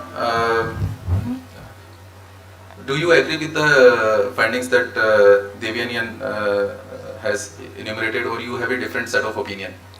No, I could definitely see a speculated lesion in the right upper lobe. The rest of the findings could be like fibrosis and all in the mediastinal window. They are not showing much of uptake. And of course, there's a rim of effusion and a lot of emphysema. So yes, I do agree with the findings mentioned. So Vijay, the lesion, the scan is also showing some pleural effusion. So it has to be tested along with the biopsy that we are contemplating in the right upper lobe. So there is effusion also in this particular patient. So if there is an effusion and if I can see today in lung cancer, not only I would like to have a diagnosis, I would like to have the type of histology and would like to have molecular information also. So given a choice, my choice would be for biopsy. But if there is a good effusion and I can get a good cell block out of it and my pathologist can give me that same information with that, I am okay with that also. So Rajiv is there? Yes, Naveen. Yes, Amit. Yeah, Rajiv. So you want sample from effusion or you want sample from the right upper lobe nodule? So we are happy with any sample which will give us a good diagnostic yield. So because pleural fluid cytology samples after initial evaluation are also routinely converted into cell blocks, which is as good as the biopsy sample specimen. So any representative sample either from the primary lesion or from the metastatic site is good enough for us. So the CT guided biopsy was done and it was reported as adenocarcinoma. It was TDF1 positive. USG guided pleural tap fluid was done, which was negative for malignancy. So what further workup is required? Naveen is there? Yeah, I'm here. Hi Naveen. Hi. Sorry, I'm asking before surgeons to you. So this case directly landed in your RT-OPD and whether what kind of further investigation you do for metastatic workup? Yeah, thanks, Amit. So before I just go there, in addition to what the previous panelist just mentioned, I would also want to look at the serial image of this patient because he has had multiple admissions in the past when he had tuberculosis of the bone. So it is worthwhile looking at his previous X-rays if he has, even before we attempt any kind of biopsy, because that would also kind of give us an inkling about the natural history of the disease. This effusion was always there before, and that would kind of make me decide whether I would want to put a needle into the effusion or not. But otherwise, I agree we should definitely perform the biopsy. And now that we have the biopsy which shows lung cancer, metastatic workup, in all patients whom we treat radically, we would always ask for a complete metastatic workup, which includes a PET CT scan of the whole body. And for the brain, we would get an MR image. The only exceptions my surgical colleagues also agree is the patients with T1 lesions, which are kind of peripherally located. But in this patient who has got mix of chronic infective changes and a suspicious lesion in the lung, I think it is worthwhile getting a MRI, PET CT scan. So what will be your choice? It is a PET CT scan, CCT with an MRI brain. Yeah. So This was the only lesion. There was no hilar or mediastinal uptake. There was no pleural effusion with distant metastasis, and there was no brain metastasis. Devani, how would you like to take this case? Whether you want to go ahead with the surgery or you want to discuss in a multidisciplinary meet for other possibilities, given that the lung might be bad? Yeah, so, considering that he is poor ECOG status and general condition like we've discussed, using a walking stick, etc., I don't think he's a very ideal surgical candidate. And also the lung fields didn't look very encouraging for any kind of a lung resection. So I would definitely like to discuss this in an MDT and get the radiation oncologist's opinion whether they can do something for this patient, because surgery seems unlikely. So you don't want to take opinion of Kunal because he also looking excited, looking at the lesion. It is less than 3 centimeter in size. There are no nodes and there are no metastasis. So I think we'll invite Kunal also to the MDT and let Kunal and Naveen take it from there and go fist to fist with this one. Okay. So the thing is that Kunal, probably this has discussed with you and both Naveen, whether you want to stage this particular patient with any further workup like EBUS or mediastinoscopy. What kind of, whether you want to do EBUS first or mediastinoscopy, or you directly want to ask for a mediastinoscopy, because now Devyani is not doing the surgery, but she might be interested in doing mediastinoscopy. EBUS would be better because it is done under conscious sedation. So the risk is pretty much less compared to mediastinoscopy. So if EBUS does not have upstaged, then mediastinoscopy could be avoided. And as such, surgery is out of question. So either SBRT or ablative techniques would be further line of management. Okay. So any different opinion, Devyani, regarding the mediastinal staging workup, or Naveen? Actually, if there weren't any suspicious looking nodes on the scan and the pleural cytology was negative and the lesion is P1 peripheral, maybe this is a case in point for avoiding any invasive mediastinal staging. What would you say, Naveen? Would you agree? Yeah, so this is what we generally do in our clinic also. It's as just Devyani said, so if it's a T1 peripheral lesion and if there are no suspicious looking node on the CT image, then probably we would let EBUS go, especially if this patient is not being considered for a surgical management. Because most of the patients who are managed non-surgically with SBRT or RFA don't get their mediastinal state unless there is a lymph node which is suspicious. So I think we have discussed these issues, comorbidities, limited functions, and the other issues which has to be handled, like borderline pulmonary functions and the patient which is having had hypertension, moderate pulmonary hypertension. So I think Kunal is not going to join clinics too much, so that's why the patient has been planned for SBRT. And Naveen, I just want to ask, what are the complications that can occur in this particular site when you are delivering SBRT? Yeah, so for the information of the general audience, SBRT is basically stereotactic body radiation, wherein we give a very high dose of radiation to a precise target. In this patient, he has a peripherally located lesion, where we give around 12 to 15 gray per sitting, and that's repeated 5 times. So the entire treatment is over in a week and a half. So, because we are able to deliver such a high dose, we expect tumor kill to happen. And as many prospective studies have shown that the local control and the survival are as good as probably surgery. So the only complications with stereotactic body radiation, because the high dose being delivered, depending on the location where the lesion is, patients can either have certain pulmonary complications, especially if it's a peripherally located lesion, because some amount of radiation would fall on the ribs. Patients can have microfractures in the ribs, which can manifest as pain later on. Apart from that, since the target is very small, radiation pneumonitis is very less encountered in the clinic. If it is a centrally located lesion, because of the proximity to critical structures, the heart, the blood vessels, there is and also the proximal bronchial tree, there is always the risk of pulmonary hemorrhage, especially with very high doses. So that's the reason why in a centrally located lesion, we kind of temper our doses and give slightly less dose per fraction, that would mean that the treatment is slightly longer. So this particular patient is also having reduced description of interstitial lung disease. So that will affect your thinking that. Yeah, absolutely. So although I mentioned that the pulmonary complications are less with SBRT, the presence of ILD is one situation where we are little careful and we select patients and also the dose that we give, because the presence of ILD as such can increase the risk of radiation pneumonitis even with the precise treatment. So unless I have a very small lesion situated in the upper lobe, I would be really worried in a patient with ILD. I would want to look at the PFTs and get a chest vision. So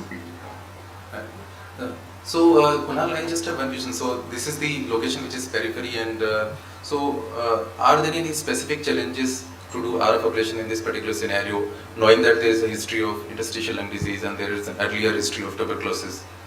No, there are no particular challenges because it's peripherally located, so you can cover with good margins, at least 0.5 centimeters surrounding the lesion. So there is no much of the issue except for some amount of pneumothorax which can happen because of ILD, which can be easily managed with a small drainage tube post procedure if pneumothorax happens. So do you think the cryo would be a safer option here, or do you think that there is a RF ablation which will be more feasible in this particular setting? So there are many ablative modalities like RF ablation, microwave, and the cryo, which is just come into TMH. So the advantage of cryo is you can see the ice ball formation on the CT scan. So that's the biggest advantage. With RF and microwave, you actually are not able to see the zone of ablation. So that's the greatest advantage of cryo ablation. But this, the disadvantage of cryo is the size of the needle is too large. So that's the flip point. So but you can get away with that and you can see good amount of zone of ablation. Thank you. So now there is a new variant, so I have not mentioned the variant. So there is a COVID in case of early lung cancer. So a 69-year-old male patient, never smoker, it was treated for non-metastatic sigmoid colon cancer in December 2018. On follow-up scan in July 2020, there was a right upper lobe lung lesions. PET was done, which showing 2.8 centimeter size lesion in the right upper lobe. There is no significant mediastinal lymphadenopathy on CT. There was no distant metastasis in the area which covered the CT scan. And the CA levels and colonoscopy is normal. So Vijay, if that patient is following with you, so how would you like to assess further in this particular setting? I will go for a biopsy. A patient who was on follow-up has developed a lung nodule, and is a case of sigmoid, and getting a sigmoid without having something in the liver is a bit rare. So, but I would go with the biopsy. The CA level, if initially they were elevated, then it helps. If the CA levels initially were normal, then it doesn't help on follow-up basis. So Nivedita, there is a question to you. So you will see that there is a CT and there is a PET CT. So do you think it could be infection, or do you think it is going to be metastasis, or it is something else apart from metastasis? So I won't rule out the possibility of a primary lung malignancy over here, because it's like a solid with surrounding ground glass, a solitary nodule, I presume. So I would definitely want to go ahead and do a biopsy and think about that possibility, especially CE and a solitary lesion. So Rajiv, there is a question to you. So can you differentiate between a primary lung adeno versus a adeno that is arising secondary to sigmoid metastasis? Yes. So on basic histology, it will be difficult to distinguish between the two if it is adenocarcinoma of the rectum versus adenocarcinoma of lung. But we do need support of immunohistochemistry to prove them, and there are distinct markers which are available. Like adenocarcinoma of lung will express TTF1 or napsin, whereas the adenocarcinoma of primary of colon they will express CDX2 or SATB2 is another new marker which is which is usually positive in the adenocarcinoma of colon and not in the lung primary. So if it is a carcinoma of anal canal and you will find a squamous cell CA on lung, then would that change the situation for you from the good position in the adeno to bad position in squamous?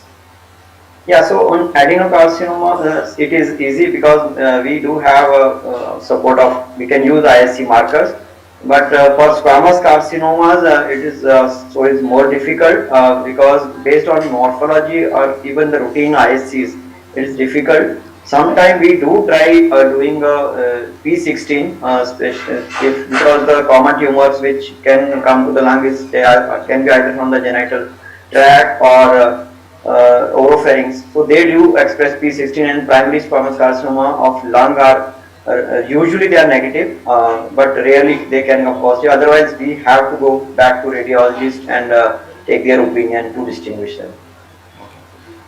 Thank you. So, Devani, the question is to you whether you want to, this is also a peripheral lesion, you want to do an invasive mediastinal sampling. You know that now there is a COVID, and this patient was RT-PCR positive. So, what is now the hospital policy for invasive testing in COVID? So I'll take this question in two parts. So whether I want to do an invasive mediastinal staging for this patient, I would say no. Having said that, I would like to make it clear for everybody in the audience that invasive mediastinal staging is a very, very important component of lung cancer staging. And like we discussed in the previous case, even in this case, we may avoid it because it is less than 3 centimeters, it is peripheral, and there are absolutely no suspicious looking nodes on the PET scan. If none of these criteria were matched, we would have gone in, but in this case, since all 3 criteria are present, we can avoid an invasive mediastinal staging. And as far as the fact of him being RT-PCR positive, unfortunately, we will just have to isolate him and repeat a test after 14 days and see how that goes. So again, there is whether we can consider non-surgical options also in this particular case, or you want to go ahead with the surgery if the COVID become negative, So as long as he is COVID positive, I don't think any treatment options exist. So I think and if he becomes COVID negative and the lung function is still good, I think he's very much a surgical candidate. So this patient underwent uniportal VATS, right upper lobectomy with mediastinal lymph node dissection. So this patient after post-operative course, post-operative day 40 presented to the OPD with a shortness of the breath, and there is a persistent dry cough, and the SpO2 on the room air was 90%, which has improved to 98% on 4 liters of oxygen, and there was a patch that was there in the left lower jaw. So you can see that there is a patchy density in the left lower. So Nivedita, are these findings specific for any particular thing? So definitely they can be COVID. In such a scenario, first thing that comes from mind is COVID. So, but also the sequelae of COVID initially, on initial CT scan, this wasn't there. Yeah, so initial CT it was not there, but on POD40 he developed these kind of symptoms, and that is the scenario right now. So these happened because after the RT-PCR test positivity, or whether it was resolving state of COVID or it was an active state of COVID. Can you comment upon these based on the CT images? So it has also been shown in literature that ground glass opacities can also, the sequelae of COVID can also present as ground glass opacities. So this could be a manifestation of that, since initially the RT-PCR was positive. So Naveen and Devani, so what do you do? Do you to confirm these findings? Whether you will repeat a COVID RT-PCR, you do a bronchoscopy and culture, whether there is some other infection, or you use anti-COVID antibodies in this particular scenario? Devani, go ahead. Right, so in this I think we'll end up doing all 3 because it's a very unusual presentation for this to after 40 days of surgery in the contralateral lung. So repeat COVID RT-PCR for sure, because that's the first thing you do before doing any other invasive procedure. We would want to take a bronchoscopy and take cultures from the left lower lobe to see if there's any other active infection going on. And I think even the anti-COVID antibodies will help us as to what stage of infection the patient really is in. Thank you, Devi. Yeah. So I agree with Devyani. Only thing is the order probably in which I would do is different. I would do the RT-PCR first, and if it's negative, I would do the bronchoscopy and culture. Antibody only if it is negative, only if RT-PCR is negative, I would do. Otherwise, if it is positive, then it makes no sense. Right, absolutely. So Vijay and Ashay, I just want to know, you might be seeing a lot of patients which are having COVID, those who are on palliative chemotherapy. So whether the COVID in this, it is impacting the prognosis of these patients? So COVID mainly, actually when we have seen, it is more affected, especially patients with the lung cancer, and especially when the underlying disease was uncontrolled or more of a lung metastasis were there, So all these three things were actually essentially affecting the mortality in the cancer patient, otherwise not. Means if I am taking a control of both the things, so basically these three things were most essential. Was the whether control of the disease were there and lung metastasis were there or not when the diagnosis of COVID was done. Just giving this to highlight to this particular case, I just wanted to highlight. See, the thing is that I think he was COVID positive initially, and I think once its PCR became negative, I think he would have been operated. So the thing is that COVID antibodies, what it is going to fetch is a different thing altogether. Means I don't know, looking at COVID antibodies, because he initially had a COVID PCR, so COVID antibodies will not be giving any diagnostic thing. Repeat COVID infection within the span of 2 to 3 weeks again becomes a problem. It's very difficult to stay. So I think if you ask me, the only investigation I will be doing is a bronchoscopy and culture. Why? Because I wanted to get to the specific thing. Because repeat COVID PCR, patient getting repeated infections within a span of 4 to 6 weeks is just pretty unheard of. COVID antibodies will not yield me anything else. It was already COVID positive, so he is bound to have nucleocapsid antibodies. So anyway, even if his antibodies are positive, that will not assist me in any clinical decisions per se. So the only thing I will be left with is a bronchoscopy, get what is a BAL routine done, and the cultures. I think that's the only thing which will fetch me anything out of this at all. So to you, Vijay, when we see that this nodule, when it have a recurrence and it is having multiple lesions, you want to do a repeat biopsy in that scenario? So the question is, the patient has recurred and there are multiple nodules. Correct. So because this patient has only undergone surgery and has not received any other therapy in between, I would actually, and if it's radiologically seems to be, if you're confident in telling me it's meds, I won't actually go ahead and do a repeat biopsy. I would, if I need molecular information, I would take it from the initial surgical specimen which was there. Now, if there is a suspicion whether this is COVID or whether this is because this patient had multiple episodes of COVID, whether it's COVID or whether it is a recurrence, then in that case, I would consider doing that. Or else. Okay. So if there is an upfront presentation of a lung cancer with a metastatic disease and which is not deemed curable by any intent, whether it is an RFA or it is this thing. So what are the kind of testing you would require in those particular patients? So traditional testing which would go is one for diagnosis. I would need a diagnosis of which exact type of the cancer it is and what is the histology. And I would need the molecular information with the diagnosis to plan my treatment.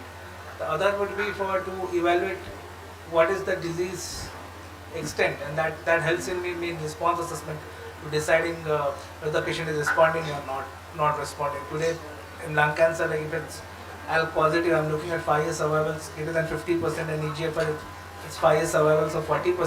So I will need that documentation where all the disease is there. And the next set of investigations are to see whether the patient is fit for the therapy or not. That would include CBC, RFT and LFTs to understand whether the patient is fit, because most of the drugs which I give would require modifications if any of these organ functions are damaged. So this with the way it would be for one for diagnosis. Just to for the highlighting of the residents, if we see that there is a lung cancer which is an adenocarcinoma. So do we require mutations in both adeno and squamous? Yes. You require mutations today both in adeno and squamous. Adeno, like in Indian setting, we would have EGFR mutations in, if we test for 100 patients in India, we would get EGFR mutations anywhere between 25 to 30%. ALK mutation, since we have started doing IHC, that rate has gone to up to 8 to 12%. So that means around 30 to 40% of patients would have either have EGFR or ALK. When you look for other mutations like ROS mutation, MET mutation, NTRK mutations, HER2 mutation, this number would then come to around 50% around. So, and this changes the management. If the patient has any of these mutations and you could give appropriate targeted therapies, we are looking at response rates of around 70% or greater, and we are actually talking about 5-year survivals for at least 1/3 to half of these patients. So yes, mutation analysis needs to be done. When we look at squamous, yes, the mutation rates are low, but still you could get EGFR mutations and other mutations can be get in squamous. Even for that small proportion of patients which you get in squamous, it changes the treatment pattern for this patient. So yes, we need to do mutation analysis in squamous cell cancer also. In fact, with the mutation analysis, I would actually ask for the immunotherapy markers like PD-L1 to be also be done in this patient, because if the patient turns out to be mutation negative, my further treatment will be determining what is the expression of this immune-related markers in the cancer. Thank you, Vijay. As we are overshooting time, it's now almost going around 3. We would like to end the panel, and thank you so much that you all have come here on the Sunday and participated in a very beautiful manner, and those who have done online also have contributed a lot in the academic teaching programs. Thank you, Ashay, thank you, Vijay, and thank you, Kunal and Nivedita, for this wonderful sessions. Thank you so much. Thank you, sir. Thank you, Amit. Sir, thank you, Kumar sir. So I would like to end.